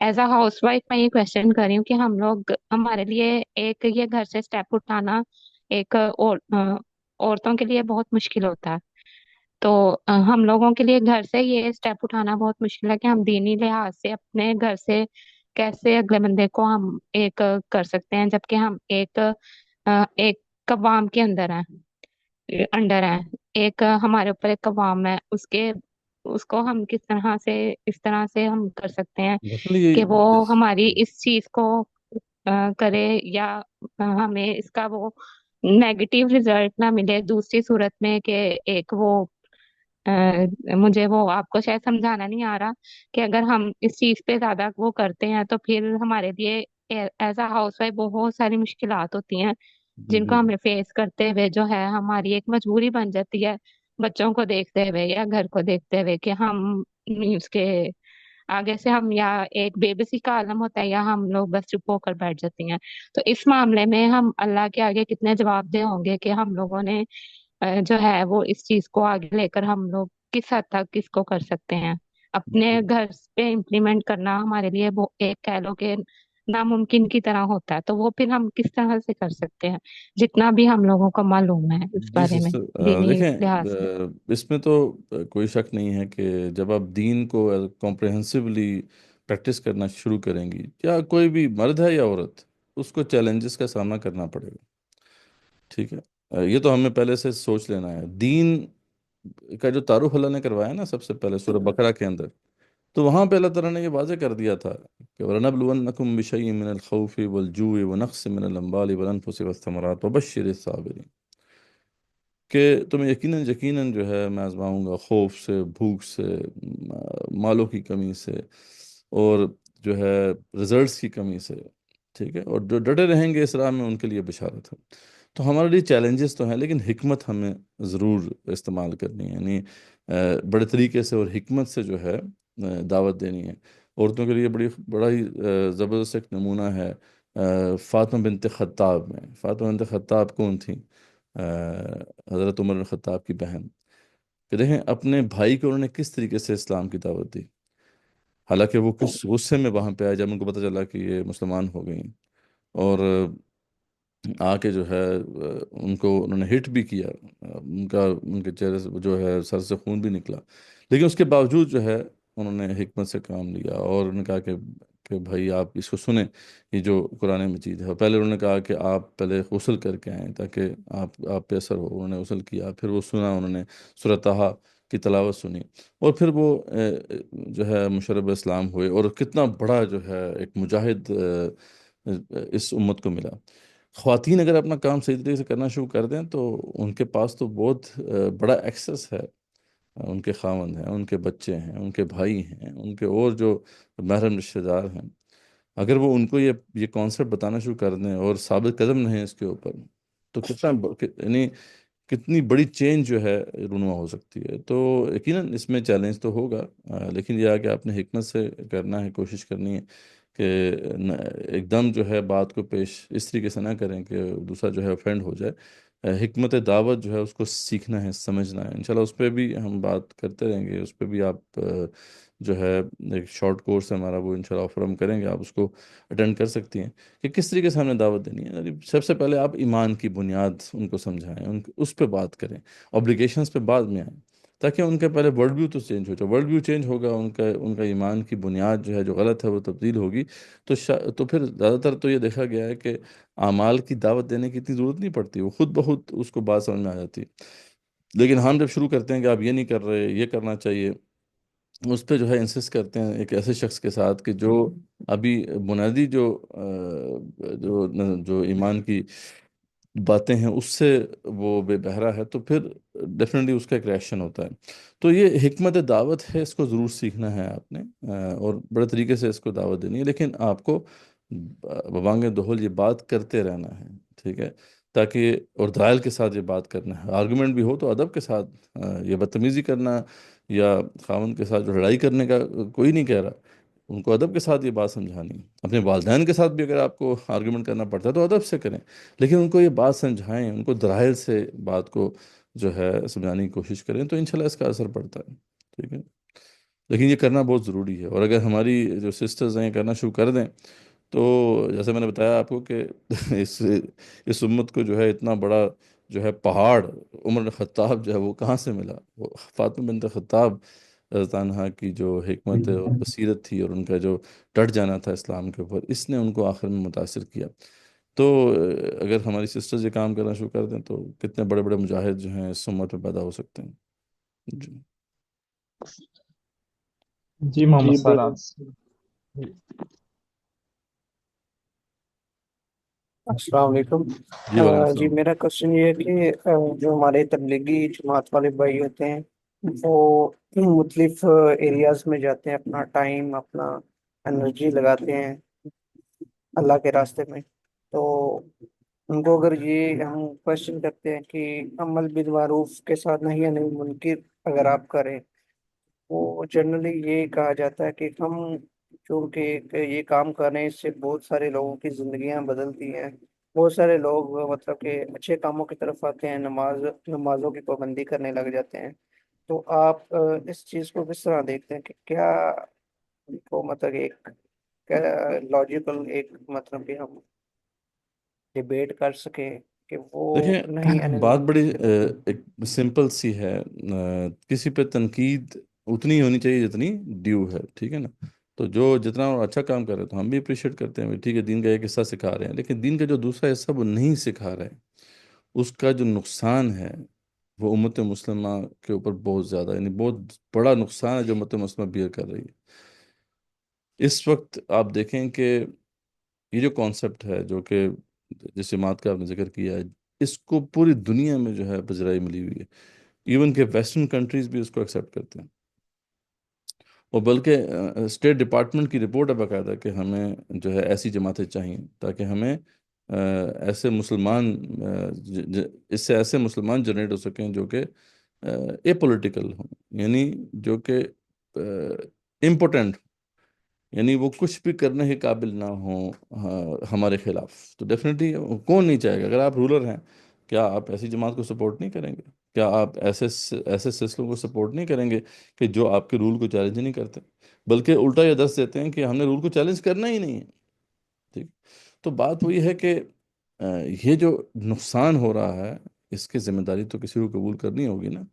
اور دوسری بات یہ ہے کہ دعوت کا اصول سمجھ لیں. انشاءاللہ آگے ہم پڑھیں گے، نیکسٹ ہمارا جو لیکچر ہے اس پہ ہم دعوت دین کی جو ابلیگیشن ہے اس پہ بھی بات کریں گے.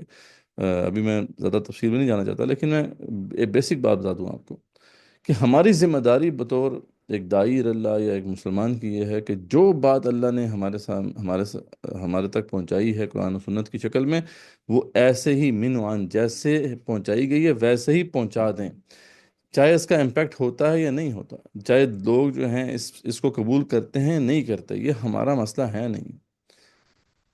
اگر لوگ جو ہیں وہ کچھ نماز پڑھنا شروع کر دیتے ہیں، کچھ دین کی طرف آ جاتے ہیں، کچھ نہ کچھ وہ ان کے اندر اسلام آ جاتا ہے، تو آپ سے یہ سوال نہیں ہوگا کہ آپ نے کچھ نہ کچھ تو ان کو دین سکھا دیا، وہ شاباش.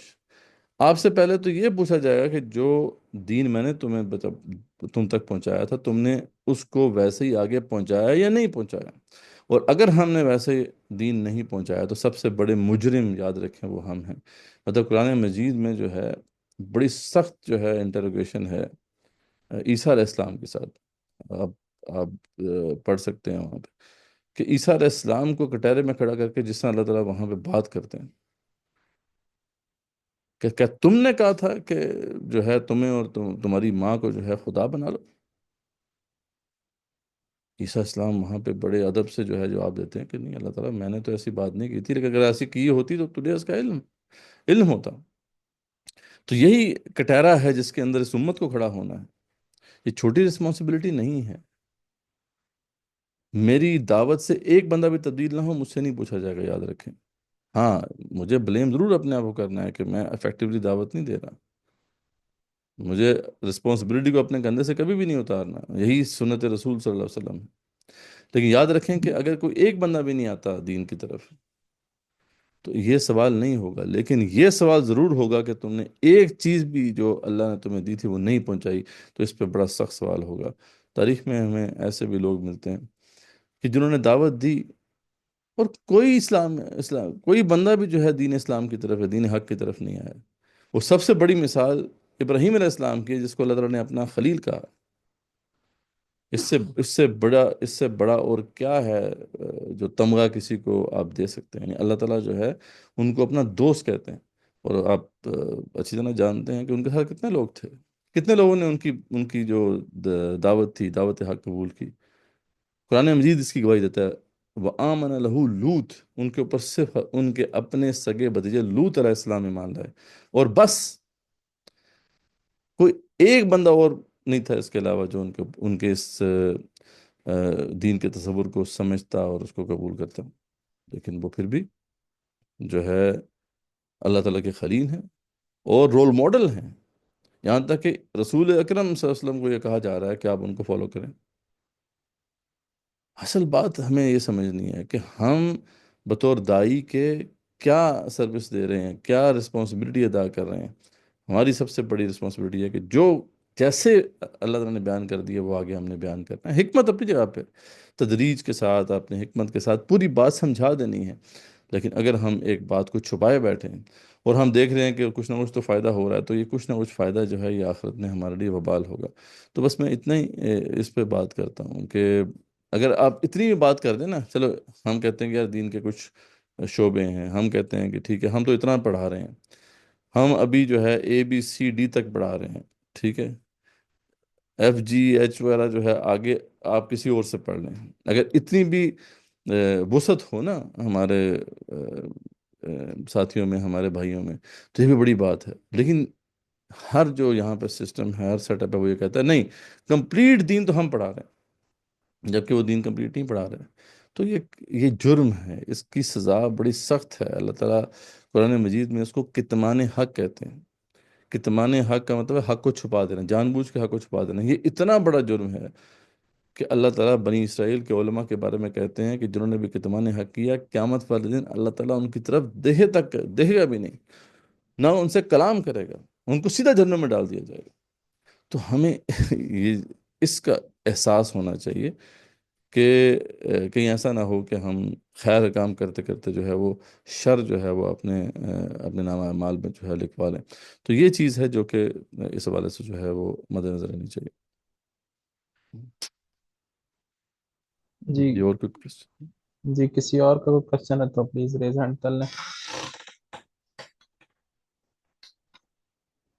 اچھا، اس میں آپ نے جو ابھی نام لیا تو حضرت نوح کی آپ بات کر رہے تھے نا، حضرت ابراہیم کی تو نہیں، حضرت نوح کے اوپر حضرت لوط علیہ السلام ایمان لے کر آئے تھے. ابراہیم علیہ السلام، ابراہیم علیہ السلام کے بھتیجے تھے نا حضرت لوط صحیح، علیہ اچھا السلام. صحیح، ٹھیک. جی جی. نور علیہ السلام بھی بہت کم لوگ ان پہ ایمان لائے. مطلب نور علیہ السلام کی اپنی جو بیوی تھیں اور جو ان کے اپنا بیٹا تھا، مطلب وہ نہیں اسلام لے کے آئے. ٹھیک ہے. تو یعنی اس طرح کے بڑے بڑے انبیاء ہیں جن کے گھر والے جو ہے ایمان ہی لے کر آئے، لیکن انہوں نے اپنے دین حق کو پیش کیا. انہوں نے تو نہیں کمپرومائز کیا کہ چلو یار دین کو کمپرومائز کر لیتے ہیں تاکہ زیادہ سے زیادہ لوگ ایمان لے کے آ جائیں گے. تو یہ ہمارا کام نہیں ہے. ہمارا کام جو ہے دین کو کمپریہنسولی پیش کرنا ہے. جی جی تیمور. اچھا، میرا کوشچن، میں نے ویسے آپ کو پرسنلی بھی کافی زیادہ لمبے میسیجز بھیج دیے تھے اچھا. تو، لیکن میرا کوشچن یہ ہے کہ کس حد تک جو ہے، اصل میں ساری چیز اپروچ کی اور مائنڈ سیٹ کی ہے کہ کس حد تک جو ہے آپ امپلیمنٹ کریں گے دین کو. ٹھیک ہے، کیا اسٹریٹجی ہوگی اس کے اندر. فار ایگزامپل، اگر آپ کو حکومت مل جاتی ہے، اس کے بعد اگر کوئی بندہ نماز نہیں پڑھ رہا، ٹھیک ہے، جس طرح اگر آپ سمجھتے ہیں کہ نماز سب کو میں نے پڑھانی ہی پڑھانی ہے، تو اگر کوئی بندہ نہیں پڑھ رہا یا ایک خاص علاقہ ہے، ٹھیک ہے، وہ نہیں اس طرح فالو کر رہا. جس طرح ابھی بھی آپ افغانستان میں اگر دیکھیں تو کچھ لوگ ہیں جو حجاب، کچھ علاقے ہیں جہاں پہ حجاب لیا جا رہا ہے، کچھ علاقے وہاں پہ نہیں لیا جا رہا. ایران میں کچھ علاقے ہیں جہاں پہ ایک ڈفرینٹ قسم کی سوسائٹی رہتی ہے، تو وہ اوپننیس ہے وہاں پہ، اور ایک جگہ پہ زیادہ انہوں نے رکھا. تو اگر آپ اقتدار میں آ جاتے ہو اور آپ کے خلاف لوگ کہتے ہیں کہ ہم اپنی مرضی سے پڑھیں گے نماز، ٹھیک ہے، تو اس ٹائم آپ کیا کریں گے؟ جو جاوید احمد گامدی صاحب اپنی کتاب میں مینشن کرتے ہیں، وہ کہتے ہیں کہ آپ صرف دعوت دے سکتے ہو، اپنا سرمن جمعے کا یوز کر سکتے ہو، میڈیا کو یوز کر سکتے ہو انفلوئنس کرنے کے لیے، لیکن ان کو بائی فورس کسی ڈنڈے کے تحت جو ہے آپ ان کو نہیں کر سکتے. یا پھر آپ یہ کہتے ہیں کہ نہیں، ہماری تعداد ہی اتنی زیادہ ہوگی کہ یہ جو ہے میٹر ہی نہیں کرے گا، لوگ ہی اتنے زیادہ ہو گئے ہوں گے ہمارے ساتھ. تو وہ پھر کانسیپٹ نا دعوت و تبلیغ کی طرف زیادہ چلے جاتا ہے، جو کہ ہماری دیوبند جماعت کر رہی ہوتی ہے. تو یہ تھوڑا سا ہے کہ اس کی پریکٹیکلٹی کیا ہوگی. جی تیمور بھائی، اس پہ خیر اس کو میں انشاءاللہ سیپریٹ بھی آپ کو ویڈیوز بھیج دوں گا. جاوید احمد غامدی صاحب کے جو کانسیپٹس ہیں ان کا ہم نے ریبٹل کیا ہے. آ، ان کا سب سے بڑا ایشو یہی ہے کہ وہ جو کانسیپٹ آف دین پیش کر رہے ہیں وہ نہ تو آپ کو رسول صلی اللہ علیہ وسلم کی زندگی میں نظر آتا ہے، نہ وہ صحابہ کرام کی زندگی میں نظر آتا ہے. اور وہ خاص طور پہ یہ کہتے ہیں کہ صحابہ کی انڈرسٹینڈنگ بھی ٹھیک نہیں تھی. ٹھیک ہے، رضوان اللہ تعالیٰ علیہم. تو خیر یہ جب اس طرح آپ کلیم کرتے ہیں تو پھر ڈیفینیٹلی آپ کچھ بھی کہہ سکتے ہیں. حالانکہ قرآن مجید میں واضح طور پہ اللہ کا حکم موجود ہے کہ جب ریاست اسلامی ریاست ہوگی تو وہ کیا کرے گی. بہرحال یہ ٹاپک کیونکہ ہم نے بعد میں اس کو ایڈریس کرنا ہے تو میں نہیں چاہ رہا کہ اس پہ ڈیٹیل میں جاؤں، لیکن ایک آیت ہے اور وہ غامدی صاحب بھی اسے پیش کرتے ہیں. بائی دا وے جب وہ ریاست کی ذمہ داریاں بیان کرتے ہیں تو اسی آیت کو پیش کرتے ہیں کہ الذین ان مکناہم فی الارض اقاموا الصلاۃ وآتوا الزکاۃ وامروا بالمعروف ونہوا عن المنکر. کہ یہ وہ لوگ ہیں جن کو جب اللہ تعالیٰ دنیا میں حکومت عطا کرے گا یا اتھارٹی عطا کرے گا تو کیا کریں گے؟ یہ نماز کو قائم کریں گے، زکوٰۃ کی ادائیگی کو انشور کریں گے، اوامر جتنے بھی اوامر ہیں امرو بالمعروف ان کو نافذ کریں گے، اور نہو عن المنکر اور منکر سے روکیں گے. تو یہ 4 کام ہے جو غامد صاحب کہتے ہیں کہ ایک ریاست کی ذمہ داریوں میں سے ہیں. اور اس میں پہلے 2 کو تو وہ مانتے ہیں کہ نماز کو قائم کرنا اور زکوٰۃ کی وصولی کو کرنا. اس کو تو غامد صاحب بھی تسلیم کرتے ہیں، اور یہ بات تو بنیادی ذمہ داریوں میں سے ہے کہ نماز، جیسے آپ نے کہا نا کہ اگر وہ نہیں پڑھتا تو اسے پڑھایا جائے گا، زبردستی پڑھایا جائے گا. اور اس میں ہمارے چاروں ائمہ متفق ہیں، بلکہ اس کی سزاؤں پہ اختلاف ہے. مطلب صرف امام حنیفہ رحمۃ اللہ علیہ جو ہے اس پہ ایک لینئر سزا رکھتے ہیں. وہ کہتے ہیں کہ اگر کوئی نماز نہیں پڑھا اسے جیل میں ڈالو، اور اسے نماز کا وقت آئے تو کوڑے مارو، تاکہ وہ نماز کا عادی بن جائے. نماز کا عادی بن جائے تو چھوڑ دو. باقی تینوں امام جو ہیں وہ اس پر متفق ہیں کہ اس شخص کو اب زندہ رہنے کا حق نہیں ہے. امام مالک اور امام جو شافعی ہیں وہ تو کہتے ہیں کہ مسلمان تو یہ ہے، لیکن یہ ہے کہ اس نے کبیرہ اتنا بڑا گناہ کیا ہے کہ اب اس کو قتل کر دیا جائے. جبکہ امام احمد بن حنبل تو اس کے کفر کے قائل ہیں. تو یعنی یہ باقاعدہ، یعنی یہ انشور ہوگا، آئی ڈی کارڈ ہے ایک مسلمان کا نماز پڑھنا. اس طرح زکوٰۃ کا معاملہ ہے. زکوٰۃ کے اوپر جو ہے آپ کو پتہ ہے کہ ابو صدیق رضی اللہ عنہ جو ہے انہوں نے جہاد کیا ان لوگوں سے جو زکوٰۃ ادا نہیں کر رہے تھے ریاست کو. تو یہ 2 بنیادیں تو غامد صاحب بھی مانتے ہیں. آگے جو 2 چیزیں ہیں جن کے اندر وہ ہیرا پھیری کرتے ہیں، جس میں جب ان سے جب اللہ تعالیٰ کہتے ہیں کہ امروا بالمعروف و نہوا عن المنکر. اب یہاں پہ اللہ نے کیا کہا ہے؟ تمام اوامر، تمام نواہی. اوامر سے مراد کیا ہے؟ جو بھی ڈوز ہیں، اور نواہی کون سے ہیں؟ ڈونٹس ہیں. جو اللہ نے کہا یہ کرو، یہ کرو، یہ کرو، یہ کرو، اس کو وہ نافذ کریں گے. اور جس سے منع کیا گیا یہ نہ کرو، یہ نہ کرو، یہ نہ کرو، اس سے روکیں گے. یعنی ریاست کی یہ ذمہ داری ہوگی. اب ہم تو چلو دعوت ہی دے سکتے ہیں کہ ریاست صرف دعوت دے گی، ٹھیک ہے. اچھا، اس پہ بھی غامد صاحب ایک بات تو کرتے ہیں، اچھا کہ دعوت تو آپ دیں گے، لیکن جہاں پہ وہ جو اس کا جرم ہے وہ فساد پھیلانے کا باعث بن جائے تو اس کو روکنا ہوگا، ریاست اس میں عمل میں آئے گی. لیکن یہاں پہ جو اصل میں جہاں پہ اختلاف پیدا ہوتا ہے، وہ کہتے ہیں کہ یہ جو ہیں یہ کوئی حکمن اوامر نواہی نہیں ہے. یعنی یہ وہ احکامات نہیں ہیں جو قرآن و سنت میں اللہ تعالیٰ نے دی ہیں، بلکہ یہ تو فطرت انسانی سے جو ہے نکلنے والے وہ کچھ ایسی چیزیں ہیں جو متفق ہیں پوری انسانیت میں. اب یہ کہاں سے وہ لے کر آ گئے؟ یہ حق ان کے پاس کہاں سے آ گیا؟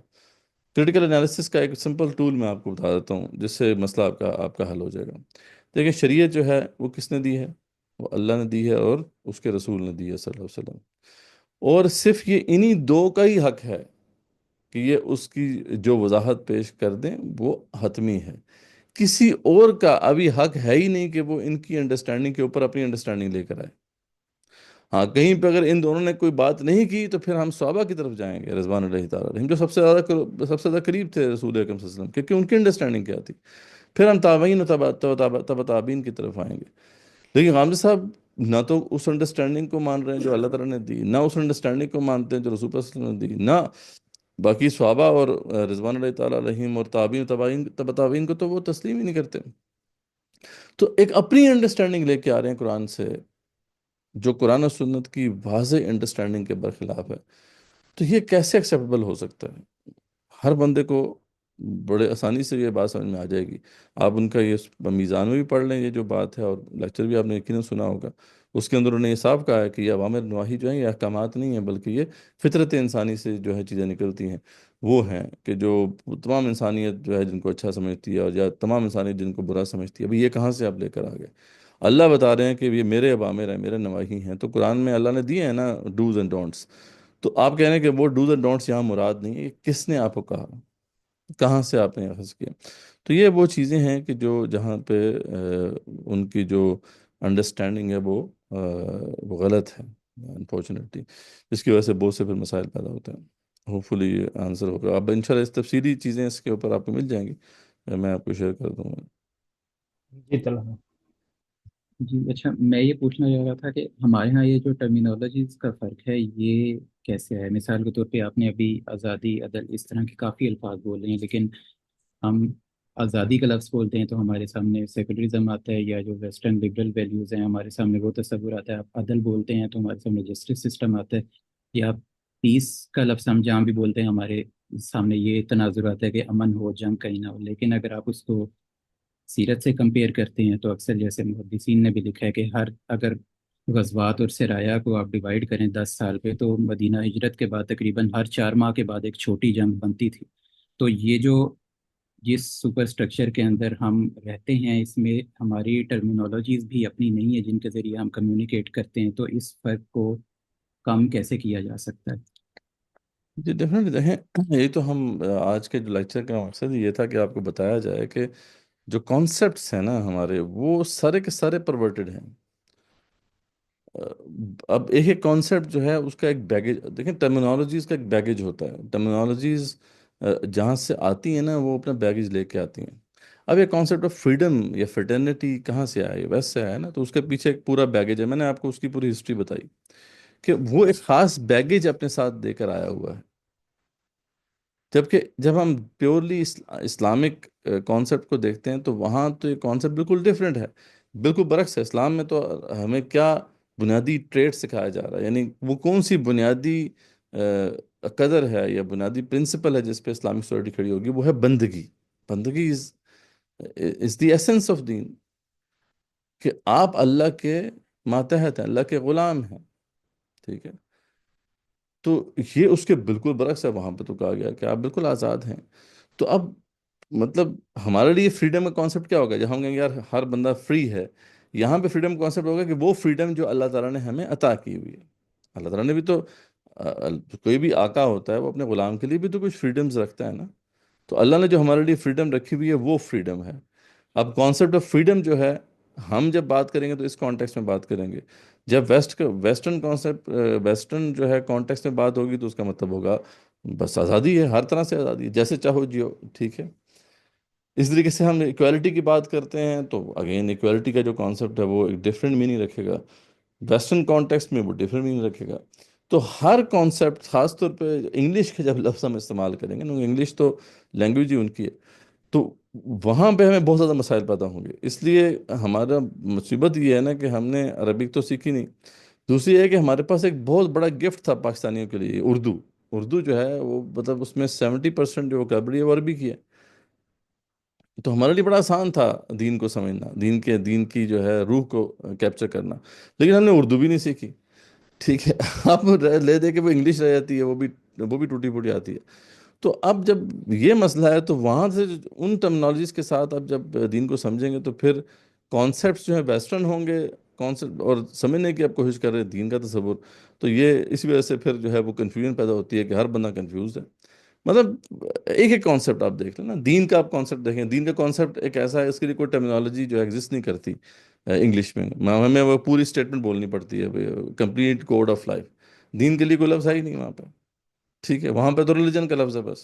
اب ہم انگلش میں سمجھیں گے تو ہمیں لامحالہ ریلیجن کا لفظ استعمال کرنا پڑے گا. ریلیجن کا لفظ ایک خاص بیگیج رکھتا ہے. وہ جب بیگیج لے کے آتا ہے وہ ورڈ، تو ہمارے ذہن میں وہ خاص قسم کے اسٹرکچرز ڈیولپ ہو جاتے ہیں. تو یہی سارا سب سے بڑا مسئلہ ہے. اب ایمان کو دیکھیں، ایمان بنیادی کانسیپٹ ہے نا ہمارا.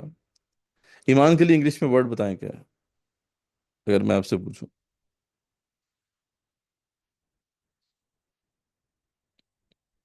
کوئی بتائے گا ایمان کے لیے انگلش میں ورڈ کیا ہے؟ جی، عام طور پہ بلیف کا لفظ استعمال کرتے ہیں، لیکن بس پھر ظاہر ہے وہ اب یہی فرق آیا بلیف ہے. وہ کہتے ہیں کہ آپ بلیف ایک از انسان کو مانے. کانٹرری ٹو ایمان. مطلب بس اتنا میں بتا دیتا ہوں آپ کو، بلیف یا فیتھ یہ بالکل ایمان کے اپوزٹ کانسیپٹس ہیں. لیکن ہمارے پاس اب مجبوری ہے نا، اب ایمان کو ہم نے ایکویٹ کرنا ہے. اب انگلش ٹرانسلیٹ کریں گے تو آپ بلیف اور فیتھ ہی کریں گے. اور بلیف اور فیتھ ایک خاص بیگیج لے کے آئے ہوئے ہیں ورڈس. تو یہی جو اب بات ہے اسی کو سمجھنا ہے، یہی ساری گیم ہے. ٹھیک ہے، کہ ٹرمینالوجیز کے ساتھ کانسیپٹس ہوتے ہیں. ہمارا سب سے بڑا مسئلہ ہے کہ ہم کانسیپٹس کو صحیح طرح سمجھے ہی نہیں ہے جو اسلام کے کانسیپٹس ہیں. یہ سارے کے سارے جو کانسیپٹ ہمارے اندر ڈلے ہوئے ہیں وہ سارے پرورٹڈ ہیں. وہ ایک ایک کر کے ہمیں اس کانسیپٹ کو باہر نکالنا ہے، اس کو کریٹیکلی انالائز کر کے اس میں سے جو گندگی ہے وہ باہر نکال کے پھر وہ پیور کانسیپٹ آپ کے سامنے آئے گا. پھر اس کو انٹرنلائز کرنا ہے. ایک تو کانسیپٹ کو سمجھنا ہے یہاں پہ، پھر اس کو انٹرنلائز کرنا ہے، اپنی سائیکالوجی کا حصہ بنانا ہے. Then you will have a proper Muslim character. یعنی آسان کام نہیں ہے. اور یہ جو ہمارے کورسز جو ہم جہاں پہ آفر کرتے ہیں، ہم اسی پہ فوکس کرتے ہیں. یہ جو سارے جو آپ کے لیے جو ہے اسائنمنٹس کا سلسلہ ہے، یہ اس ایک ایک کانسیپٹ کو تاکہ آپ ماسٹر کر سکیں. کیونکہ پہلے اب یہاں اسے ماسٹر کریں گے تو یہ انٹرنلائز ہونا شروع ہوگا. تو انشاءاللہ جب اس کو آپ کریں گے اسائنمنٹس کو اور کوئزز کو تو یہ انٹرنلائز ہونا شروع ہو جائیں گے انشاءاللہ. لیکن اس میں ایفرٹ اگزائی ہوگی. ٹھیک ہے. جی غوث، ٹھیک ہے سعد بھائی، کیا کیا ایک دو جائے کوشچن ٹائم اور تو تھے بھی. نہیں، ایک دو کوشچن تھے ویسے تو. چلیں. اسائنمنٹ کا ایک بتا دیتے، اس کے بعد میں باقی غوث. اسائنمنٹ تو 3 سر کانسیپٹس آج ہم نے پڑھے ہیں، یعنی 3 کانسیپٹس کو انشاءاللہ وہ آپ کے سامنے آ جائے گی وہ ڈیٹیلز ساتھ بھی شیئر کر دیں گے. آپ نے وہ again teaching is learning. Richard Feynman ایک بہت بڑے فزسسٹ تھے. ان کا ایک فائنمن ٹیکنیک ہے، اس پہ میں کچھ ویڈیوز بھی شیئر کروا دوں گا انشاءاللہ. تو وہ یہ کیا کرتے تھے کہ کسی کانسیپٹ کو آپ نے صحیح طرح سمجھنا ہے تو اس کی 3 لیولز آف انڈرسٹینڈنگ ہے. پہلی انڈرسٹینڈنگ کا لیول یہ ہے کہ آپ اس کانسیپٹ کو سمجھیں. اس کے لیے ملٹیپل سورسز ہیں، آپ پڑھیں. آپ کو بکس بھی شیئر ہوگی ہوں گی، نوٹس بھی شیئر ہو گئے ہوں گے انشاءاللہ، اور بھی چیزیں شیئر ہو جائیں گی. کچھ جو سابقہ لیکچرز ہیں ان کی بھی ویڈیوز ہیں، کچھ اینیمیشنز بھی ہیں، وہ ساری آپ کو مل جائیں گی انشاءاللہ. تو پہلی لیول آف انڈرسٹینڈنگ تو اسی طرح حاصل ہو جائے گی. لیکن دوسری لیول آف انڈرسٹینڈنگ اس وقت حاصل ہوگی جب آپ اس کانسیپٹ کو ڈیلیور کرنے کے قابل ہو جائیں گے، آپ اس کو کنوے کرنے کے قابل ہو جائیں گے. تو یہ اسائنمنٹ ہے کہ جو 3 کانسیپٹس ہیں ان کو اپنے الفاظ میں آپ نے بیان کرنا ہے. آپ وائس نوٹ بھیج دیں، بے شک وائس نوٹ کر کے بھیج، آپ لکھ کے بھیج دیں، یا آپ کوئی پریزنٹیشن پاور پوائنٹ پریزنٹیشن بنا کے وہ اس کو جو ہے کیپچر کر کے، اسکرین کیپچر کر کے بھیج دیں، جس طرح بھی آپ کرنا چاہتے ہیں. بٹ یہ اسائنمنٹ آپ کریں گے تو آپ دیکھیں گے یہ کانسیپٹ جو ہے یہاں پہ کلیئر ہوگا. یہاں پہ جب کلیئر ہوگا تو پھر انٹرنلائز ہونا شروع ہوگا، یاد رکھیں. تو اگر یہاں پہ کنفیوژن ہوئی تو پھر یہ انٹرنلائز نہیں ہوگا. اور اس کے لیے تھوڑا سا ٹرین کرنا ہوگا اپنے مائنڈ کو آپ کو. یعنی یہ اتنا آسان نہیں ہے کہ ماڈرن ورلڈ کے اندر، جیسے ہم بات کر رہے تھے، کسی بھائی نے بڑی اچھی ایک کویشچن کیا تھا نا کہ یہ پوسٹ ماڈرن ورلڈ ہے، یہاں پہ ہماری یہ کیپبلٹی جو ہے نا وہ کرٹیکل تھنکنگ کی، وہ بالکل ختم ہو چکی، پیدل ہو چکی. تو اب اس کو تھوڑا تھوڑا سا ٹرین کرنا پڑے. اس لیے ہم نے اس کو نا چھوٹے چھوٹے کانسیپٹ میں ڈیوائڈ کیا، تاکہ ایک کانسیپٹ کو سمجھنا ذرا آسان ہو سکے. ورنہ اگر ایک ہی ساتھ ہم سب کو سارے کانسیپٹ کو پکڑنے کی کوشش کریں گے تو مائنڈ نہیں کیچ کر سکے گا. ایک ایک کانسیپٹ کو سمجھیں اور پھر اس کو ڈلیور کرنے کی کوشش کریں. اور پھر تھرڈ لیول انڈرسٹینڈنگ رچرڈ فائنمین یہ کہا کرتے تھے کہ اس وقت حاصل ہوگی جب when you are able to convey the message in the most simplified way. یعنی آپ بچوں کو بھی وہ سمجھا سکیں. آپ جو گاؤں کے لوگوں کو، دیہات کے لوگوں کو آپ سمجھا سکیں، آپ ان لوگوں کو سمجھا سکیں جو بڑے پڑھے لکھے نہیں ہیں، ان کو بھی وہ کانسیپٹ آپ سمجھا سکیں. تو پھر then you will have the proper level of understanding, اور پھر وہ انٹرنلائز ہونا شروع ہو جائے گا. تو انٹرنلائزیشن ایک پروسیس ہے جو اس کے بعد شروع ہوتا ہے. تو یہی ہم چاہتے ہیں کہ یہ کانسیپٹ جو ہیں وہ پورے طریقے سے جو ہے مائنڈ میں اچھی طریقے سے بیٹھ جائیں، ان کے اندر سے جو پرورژنز ہیں وہ نکل جائیں، اور پھر وہ انٹرنلائز ہوں. انشاءاللہ جب انٹرنلائز ہوں گے تو یو ول فیل، آپ کو چینج نظر آنا شروع ہو جائے گا انشاءاللہ. ٹھیک ہے. السلام علیکم سر. جی جناب. اچھا سر، میرا بڑا بیسک سا کوشچن ہے. جیسا کہتے ہیں کہ آپ کی آواز جو بالکل نہیں آ رہی. اب ٹھیک ہے؟ کچھ بہتر ہے، جی بولیے. اچھا، بڑا بیسک سا کوشچن ہے کہ کہتے ہیں کہ جو سب سے پرانا ریلیجین ہے وہ ہندوازم ہے. تو جیسے اگر دیکھا جائے تو ہندو جو مذہب کا جو کانسیپٹ ہے یہ دین میں بھی ہے. اور جتنے بھی ہمارے انبیاء علیہ السلام آئے ہیں، مطلب نبی پاک صلی اللہ علیہ وسلم نے یہ جو دین اسلام ہمیں دیا، اس سے پہلے جو انبیاء علیہ السلام آتے رہے ہیں وہ بھی دین اسلام ہی مطلب وہ پریچ کرتے رہے ہیں، یا وہ مذہب کے ریلیٹڈ بتاتے رہے ہیں. جیسے حضرت آدم علیہ السلام سے اگر ہم چلتے ہیں تو وہ بھی مطلب جو ہے کمپلیٹ کوڈ آف لائف اس کے بارے میں بتاتے رہے ہیں، یا صرف مذہب کے بارے میں؟ قرآن مجید کی اس پہ واضح گواہی موجود ہے. اور اس پہ اللہ تعالیٰ فرماتے ہیں کہ لقد ارسلنا رسلنا بالبینات وانزلنا معهم الکتاب والمیزان، کہ یقیناً اللہ نے رسولوں کو بھیجا جو ہے معجزات دے کر. لقد ارسلنا رسولنا بالبینات، واضح معجزات دے کر بھیجا. اور وانزلنا معهم الکتاب والمیزان، اور ان کے ساتھ کتاب بھی ہم نے دی اور میزان بھی دیا. یہ میزان کیا ہے؟ یہ نظام عدل ہے، نظام عدل و قسط ہے. تو ہمیشہ دین جو ہے اسلام ہی رہا، یاد رکھیں. آدم علیہ السلام سے لے کر رسول اکرم صلی اللہ علیہ وسلم تک ایک ہی دین تھا جو پیش کیا گیا، ٹھیک ہے، لیکن بعد میں لوگوں نے جو ہے پھر اس کے اندر پرورژن کی، اس کے اندر تبدیلیاں کی، اور پھر وہ اس کو جو ہے وہ پرورٹ کرتے گئے۔ تو اسلام تو یہی کہتا ہے، اسلام تو یہ واضح طور پہ جو ہے ہمیں یہ ہدایت دیتا ہے کہ اسلام کا جو کانسیپٹ ہے وہ ہمیشہ سے رہا ہے، یہ ابدی حق ہے جو کہ ہمیشہ پیش کیا گیا، اور یہی تاکہ ہمیں قیامت جو ہے پیش کیا جاتا رہے گا۔ پر ورژن جو ہے ہمیشہ انسانوں نے اس کے اندر ڈالی ہے، ٹھیک ہے، تو یہ بالکل ایسے ہی ہے۔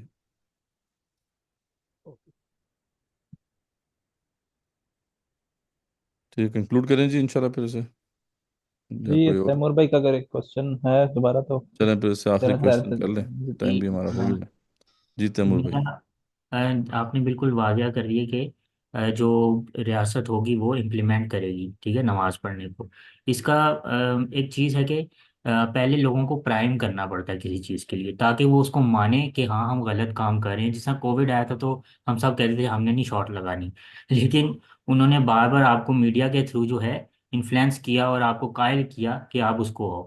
تو میرے خیال سے جب تک آپ علماء کو ساتھ نہیں لیں گے، ٹھیک ہے، علماء آپ کی بات سے ریزونیٹ نہیں کر رہے ہوں گے، تب تک جو ہے ان کا ماحول بنانا، اس طرح کا ماحول بنانا پہلے سے ہی کہ جب آپ اقتدار میں ہو تو ان کو پتا ہو کہ ہاں ہم یہ گناہ کر ہی رہے تھے پہلے سے۔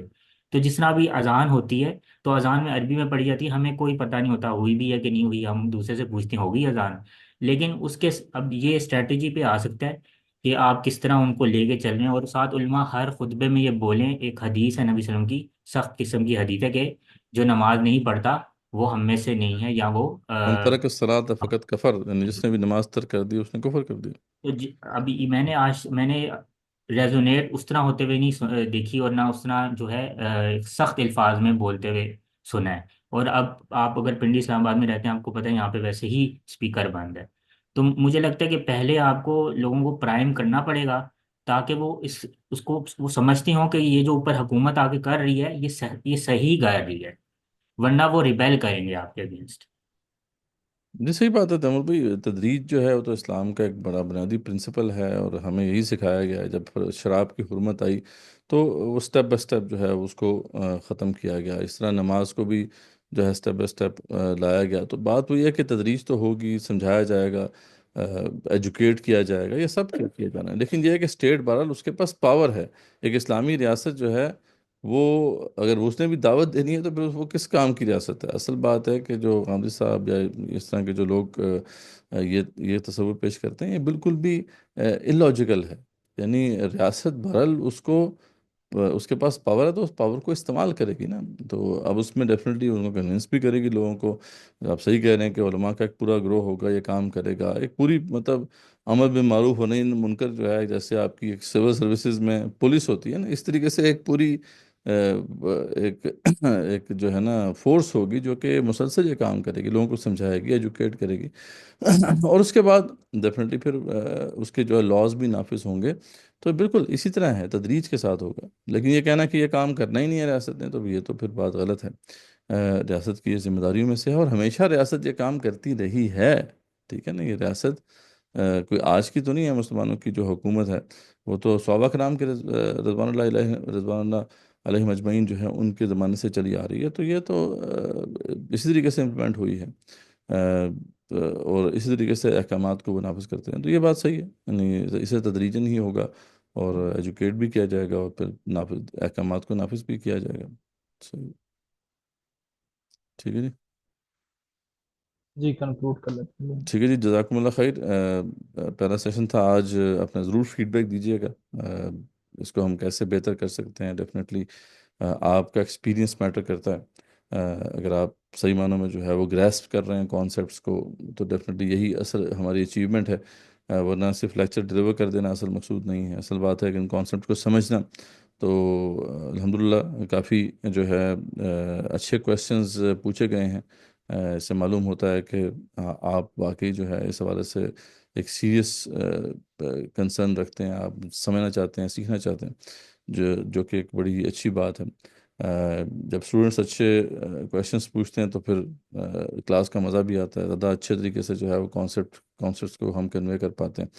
تو ضرور کوشچن ضرور پوچھیں، جیسا بھی کوشچن ہے ضرور پوچھیں، وہ کوشچن پوچھیں گے تبھی جو ہے وہ یہ کانسیپٹ جو ہے سمجھ میں آئے گا۔ باقی اسائنمنٹس ضرور اٹیمپٹ کریں۔ ابھی کوئز تو ابھی آپ سے شیئر نہیں کیا جائے گا، کوئز کچھ ایک دو لیکچرز کے بعد ہی آئے گا، لیکن یہ ہے کہ اسائنمنٹس آپ کو مل جائیں گی، نہیں یہ 3 کانسیپٹ جو آج ہم نے پڑھے ہیں اس پہ اسائنمنٹ مل جائے گی، میں نے آپ کو بریفلی اس کے بارے میں بتا دیا ہے، ضرور اٹیمپٹ کریں، انشاءاللہ آپ کو اس کا ریویو بھی ملتا رہے گا۔ یہ آپ کے اپنی انڈرسٹینڈنگ کے لیے بہت بہتر ہے، اور اصل آبجیکٹیو یہی ہے کہ ان کانسیپٹس کو جو ہے آپ کو سمجھنا بھی ہے اور پھر انٹرنلائز بھی کرنا ہے انشاءاللہ، اور جیسے جیسے ہم آگے بڑھتے جائیں گے اور یہ کانسیپٹس آپ کے اندر انٹرنلائز بھی ہوتے جاتے ہیں تو یہ پھر اصل اچیومنٹ ہے، اصل فائدہ تبھی ہوگا انشاءاللہ۔ تو نیکسٹ کلاس تک کے لیے اجازت، جزاکم اللہ خیر، وآخر دعوانا الحمدللہ رب العالمین۔